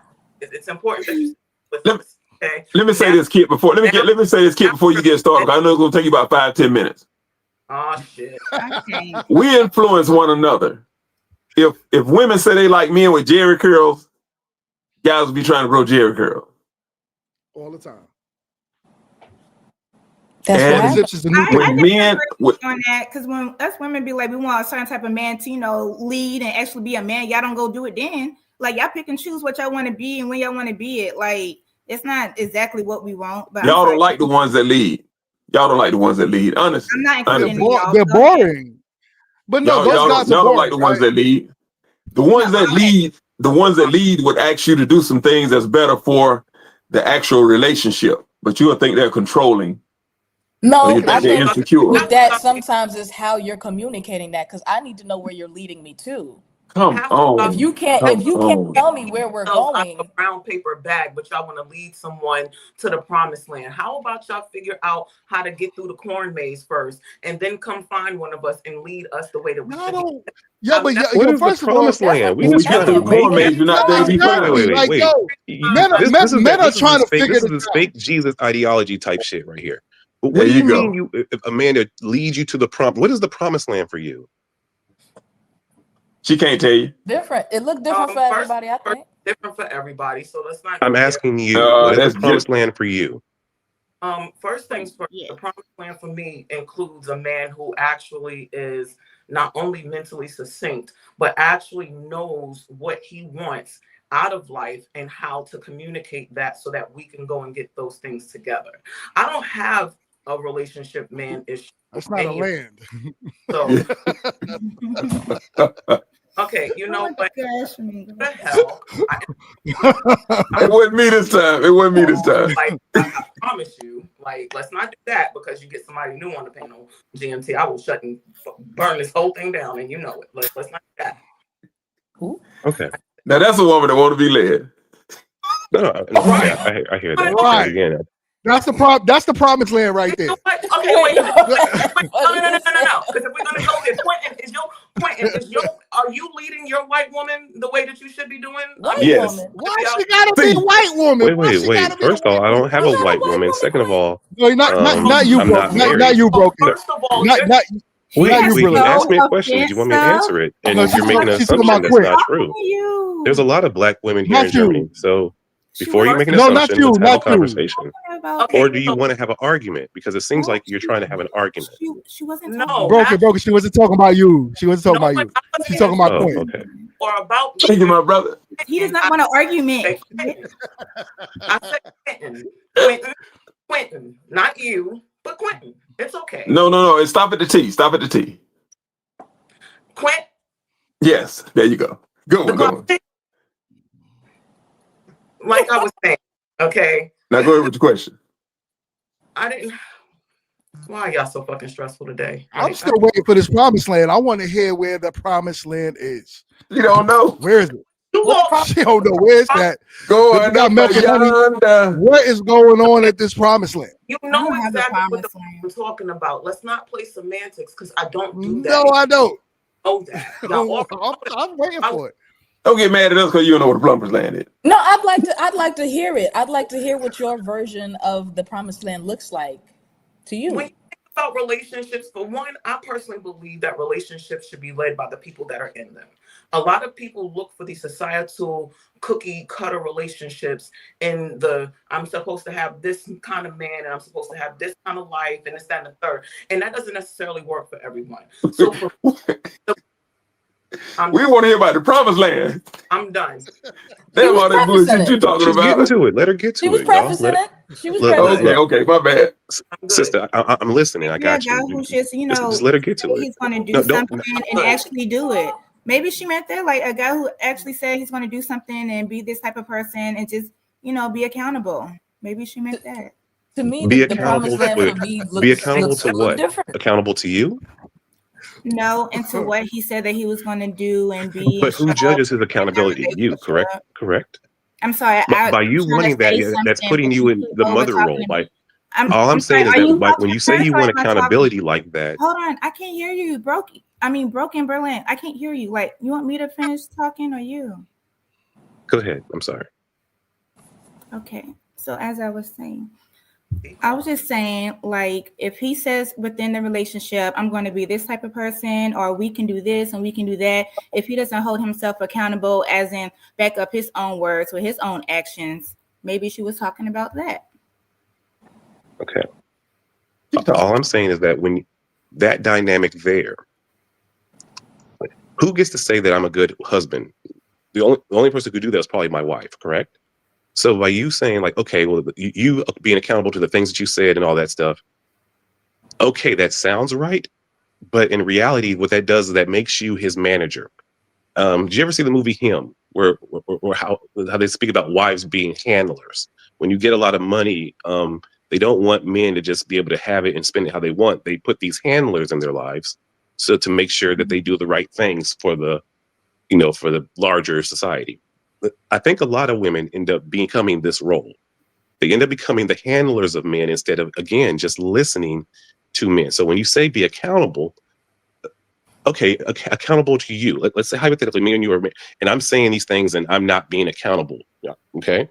So that means you can take that and he's not saying and doing the things that he said he was going to do. Therefore, I'm going to divorce him now, and he's going to deal with these penalties or these consequences.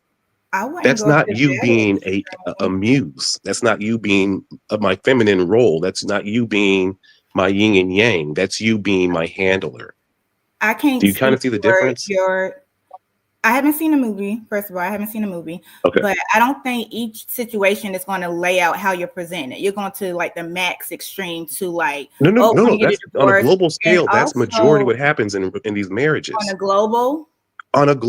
In Asian communities, Chinese communities, Black communities, here in Germany, in America, when it comes to relationships after about the baby comes or about 5 years, the dynamic between the man and the woman turns into mommy energy. That's why a lot of men are in sexless relationships, because they're not even sexually turned on by their women anymore, because they've been mothered to death. This is happening on a global scale in the Black community, white community, Asian community. More personal than global, but I don't know personally. I don't know nothing about that. I would want to be held accountable. But I'm trying to tell you about that. If you don't know about that, I'm trying to tell you on a global scale, this is happening. Okay, on a global scale. Okay, thank you. Okay, so on a global scale, when we speak to men are in sexless relationships damn near. They're happy to get laid maybe twice a month if they can get that, because women have relegated themselves. I need more than 2 times a month. But I'm sorry, go ahead. What were you saying? Global. Yes, globally. Yes. Global. Do the men disagree with what I'm saying so far? I agree. I've been around the world, so I'm with you. But I got a question for the panel. And a lot of men say that too. I have a question for the panel. Okay. What's up, Quinn? Do you all think it's a situation of us in relationships not going in a relationship for the better of one another and the better of the union, but more so of I got to keep my advantage and they got to keep, trying to keep an advantage on one another and trying to control which way the relationship goes and how the relationship look from the outside and trying to impress, friends, relatives, and so on and so forth, instead of protecting the union and wanting the best for one another? I don't know if you could. I feel there is a lot of social influence on today's idea of what a union is supposed to look like and what it's supposed to be and all this other stuff. I'm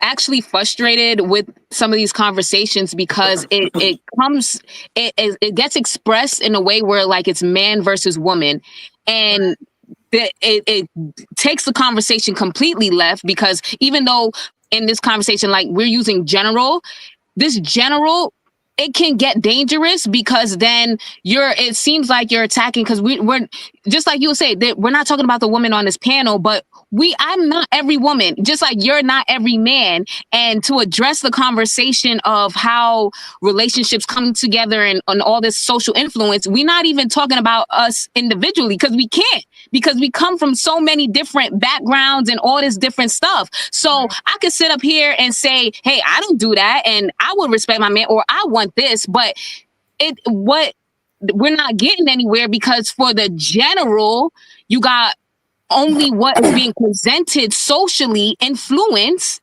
And what is being socially influenced is that it has to look a certain way. If he's talking to you this, and this, he don't like you. Or if she's doing the mommy thing, and it's all over the place. And it's a mess. And I'm sick of it.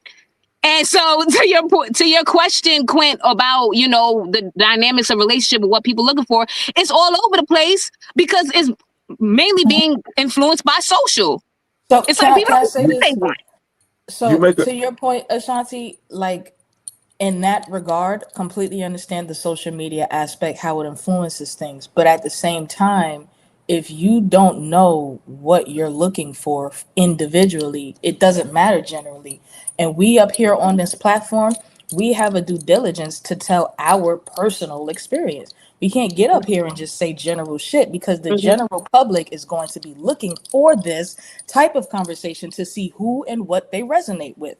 Now, if we can have a general conversation about our individual experiences, which is why I like your input, Mr. Berlin, because it seems like it's coming from what you've actually witnessed, what you've actually experienced as a man.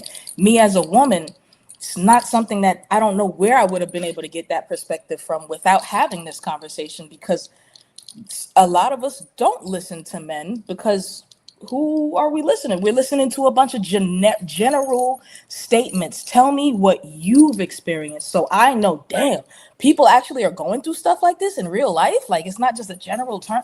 Make it real, make it personal. I'll be able I think I think she made a great point, because when you listen to social media, you will hear most of the women describing the same man and most of the men describing the same woman, to where people are using other people's expectations or their, what they want in a relationship opposed to their own. And they're worried about what other people are going to think about it.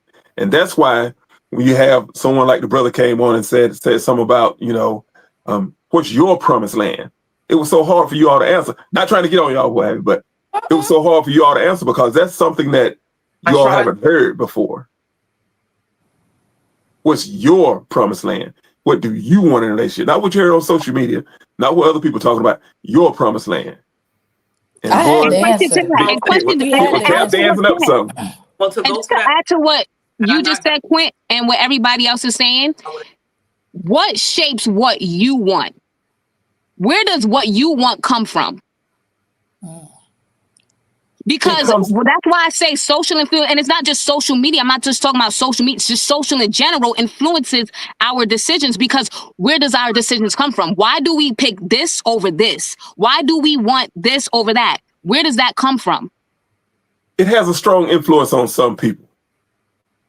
But when you are a strong person, strong mentally, I'm not saying that anyone is weak because they are influenced by social media, because you're going to be influenced by what goes on around you, whether good or bad.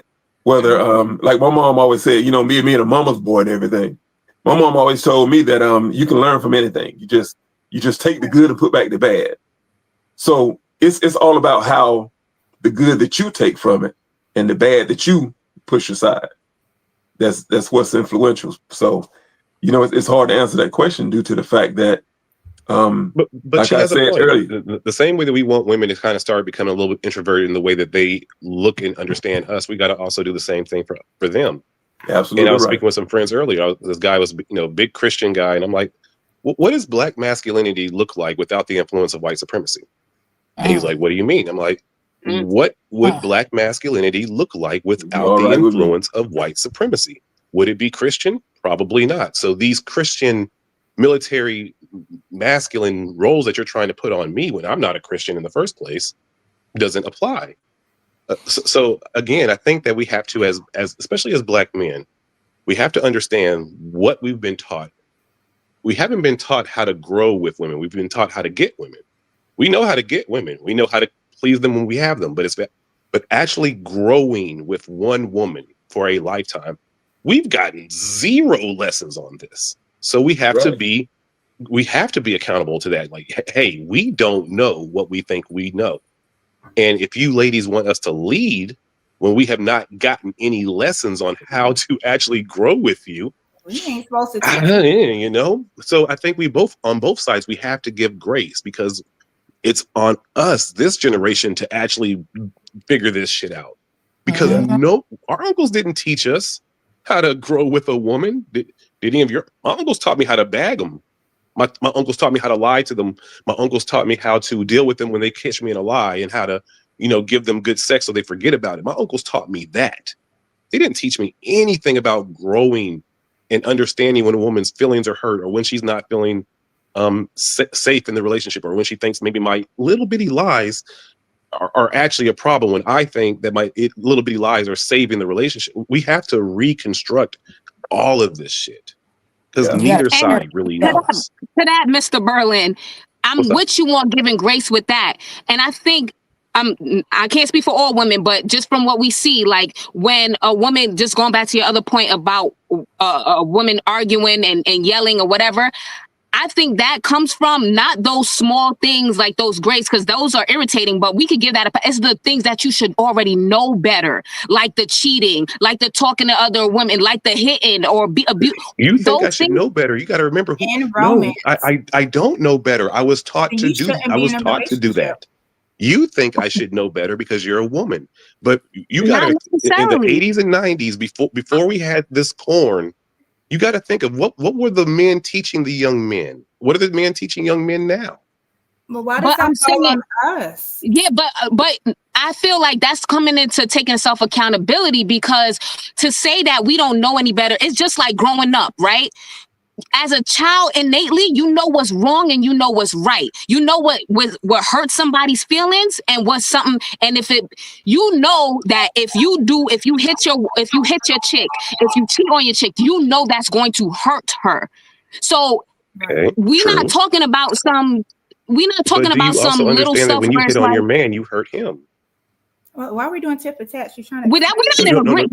Let's keep it 100. We shouldn't be doing that. No. We have to keep it 100.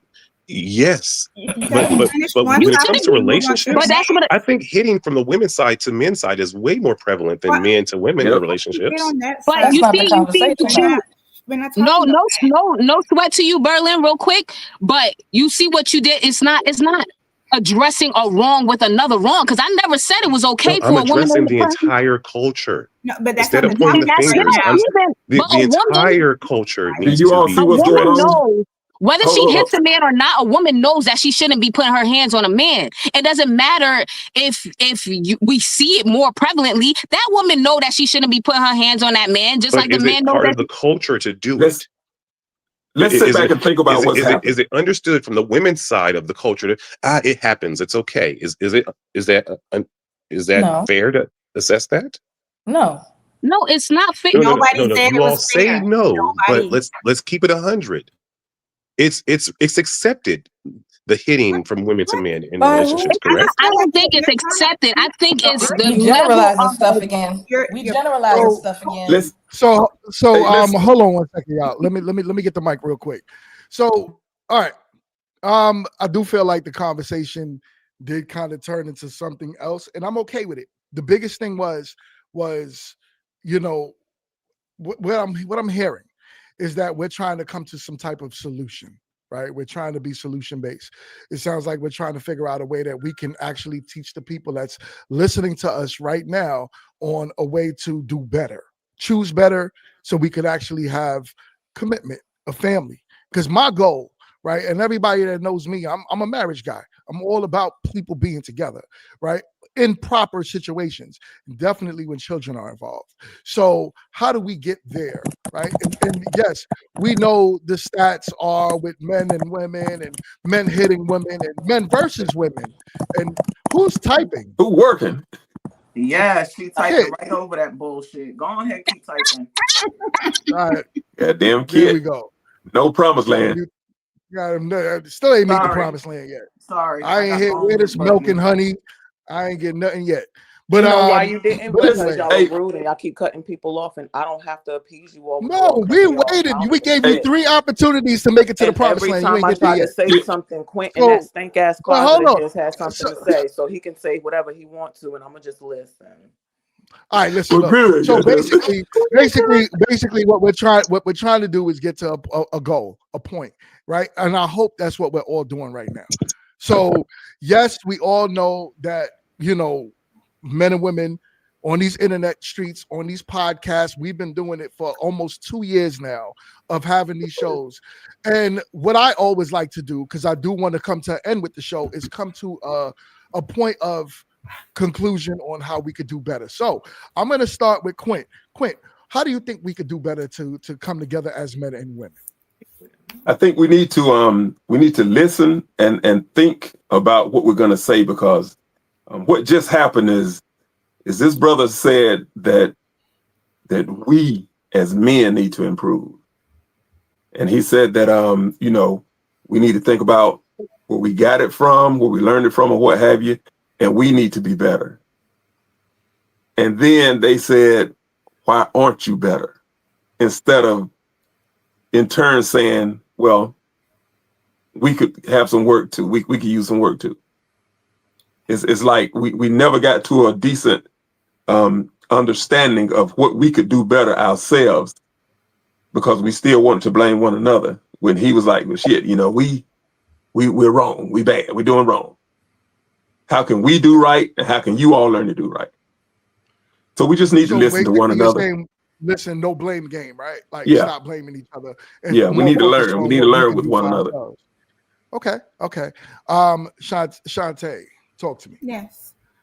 I would probably say something similar to what he was saying. Most definitely listen, but I would add in to listen to understand, not to respond. It sucks that we have to do tit for tat, or, you know, guys versus girls, but just really try to listen from both ends, and, you know, try to maybe write it down and see what key points we can discuss versus, you know, just say whatever rolls off the tongue for better understanding. Communication. Okay. Ashanti, talk That's to me. that's a perfect Oracle answer. It really is. Shanice. So that's perfect. I'm Shantae. Thank you, Bill. Wow. Ashanti, talk to me. What's up? Since we speaking in general, to assess things generally, I would say that whatever you want out of the person that you are dating or that you want to be a spouse, assess yourself and see what qualities that you need to work on and improve on to have that type of relationship that you desire. If you want somebody who is A, B, and C and they require D, E, and F, make sure you doing D, E, and F and whatever that looks like for you. Because if we're going to speak in general, just if you want to show up and you want somebody to show up this way, listen, be receptive to what they need so that you can be who you need to be for them and they can be who they need to be for you. Because we all want different things apparently, but same thing at the same time, which is crazy. But yeah. And love languages. Right. Sounds like you were saying. Everything. So, yo, Kit, your camera work or is broken?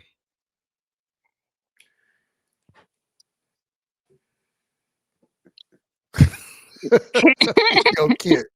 Kit, What Kit up, right kid? now her promised land over there.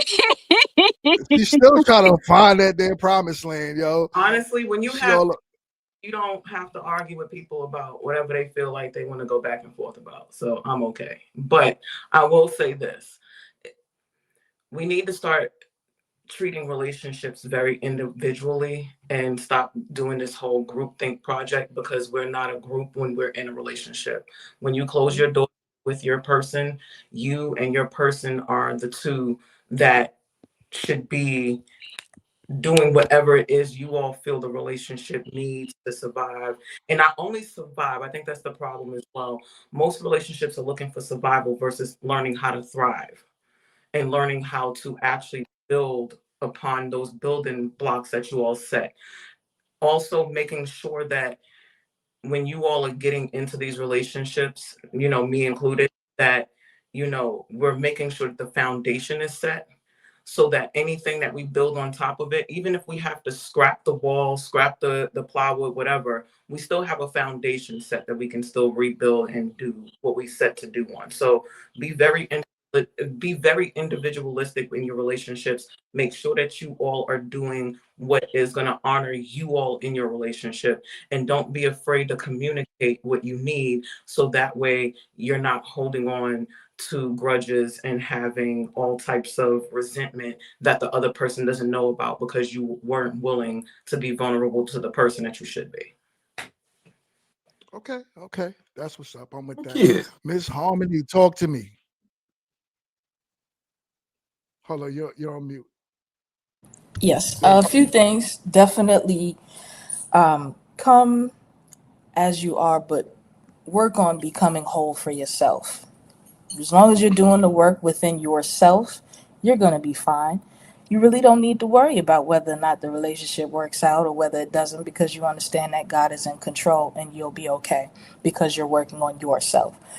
Also, again, the generalization, we need to not do that. Sharing personal, individual experiences is what helps people to learn. You're saying that everybody, and you just so happen to not fall into that category, you're already losing listeners. You're not going to lose listeners by telling your story the way that it happened to you and how you perceive what your reality is. If we're not doing that and we continue to have these general discussions, nothing's going to happen. But if we can have an honest discussion about what we've actually experienced, I think then we can actually learn. And with that, give grace. We've all gone through things. We all have trauma. We're all here, I believe, American descendants of slavery in one way or another. We're all effed up. We need to give each other a little grace and show some love. Approach every relationship with a new person with a clean slate, because you don't know them. We all have the same exact emotions: anger, sadness, joy, whatever the case is, different things that trigger them. Clean slate with everybody. Give grace. Okay. Broken Berlin, talk to me, my guy. I'll make it quick. It's all about both sides giving grace. We have to understand, as men, you all were possibly programmed and taught wrong. And you all as women have to understand that we were also programmed and taught wrong. We both grew up in the 80s and 90s seeing this sort of entertainment and thinking this is the way we're supposed to be treating each other. And we didn't really understand at the time that we were witnessing a very much pimp hoe dynamic. We even have the same dynamic in our Black churches sometimes. We had to. So that's really the dynamic of what a lot of our relationship foundation is, from a lot of the blaxploitation movies that came out in the 60s and 70s, when a lot of the men were in Vietnam. We have to really dissect this shit. And once we do and come out of it, give grace to the other side. We have to understand quickly that, look, men want to maybe try to do the right things, but are they rewarded the right way when they're doing the right things? Are you, as the woman, rewarding that man when he is vulnerable, when he is forthcoming, when he is trying to tell the truth of, that might, upset you, but he did that? Or does he think that by withholding the truth, he keeps the peace in the house? If that's the case, you need to kind of reflect and kind of have a different conversation. And for women, please understand this. If you can treat that man not in the way that his mother treated him, you're actually more likely in a better position. So look at how his mom treated him, ask him how his mom treated him, and then give him a different energy. When you get upset, when you get frustrated, when you want things done from him, when you see him relaxing in the house and that inner party wants to interrupt that, you have to check that, because that's what his mother would do. Do what his mother did, and you will probably get really bad results. But if you actually see and analyze how his mother treated him and give him something completely different, a different love, still a love, but a different version of that love, he will cleave to you and he will give his life to you. And that's just the truth. Okay. And I would say that everybody that went around the panel had a very good point throughout the night. And definitely with these closing statements, you know, we could actually all sit back and say you learned something from it, right? The thing I would recommend myself to people to get better is, what are your results that you want? And know that, right? I don't experience what a lot of people say they experience. And I've been with my wife for, we're going on 15 years now. So, or, you know, doing what we're doing, we've been strong at it.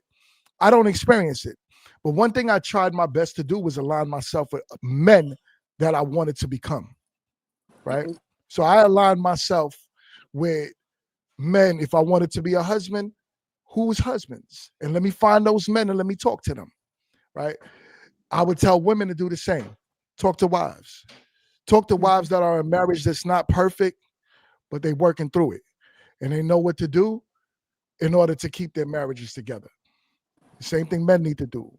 And look at family as something that is the staple for a community. You see, when we start looking at this as this is bigger than just us, the individual, but it's about a community, a collective of people that we're trying to build with, that's when we'll be able to actually build something. But so long as we think individual minded and we continue to be selfish and feeling as if we know it all and it's all about us and it's how I feel today, then guess what? You'll never have community that way.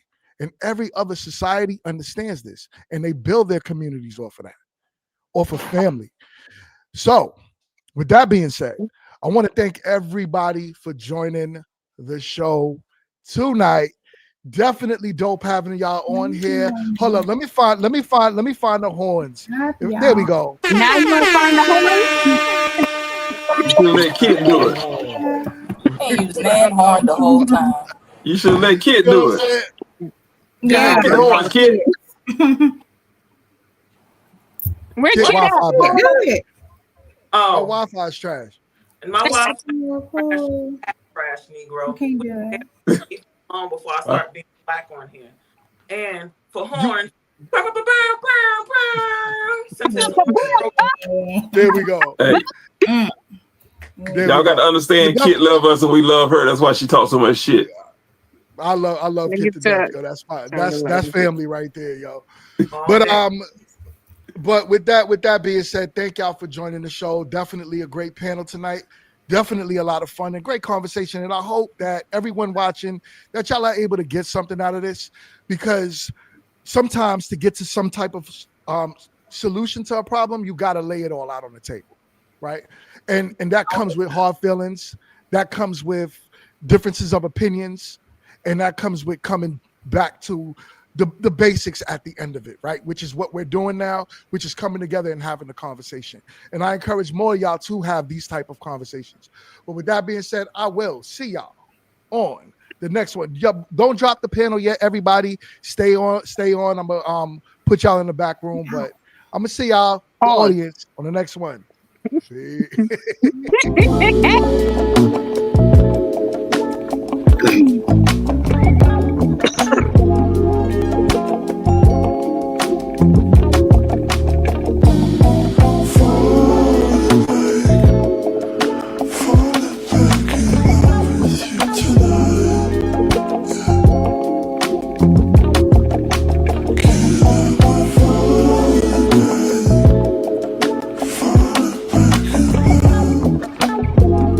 So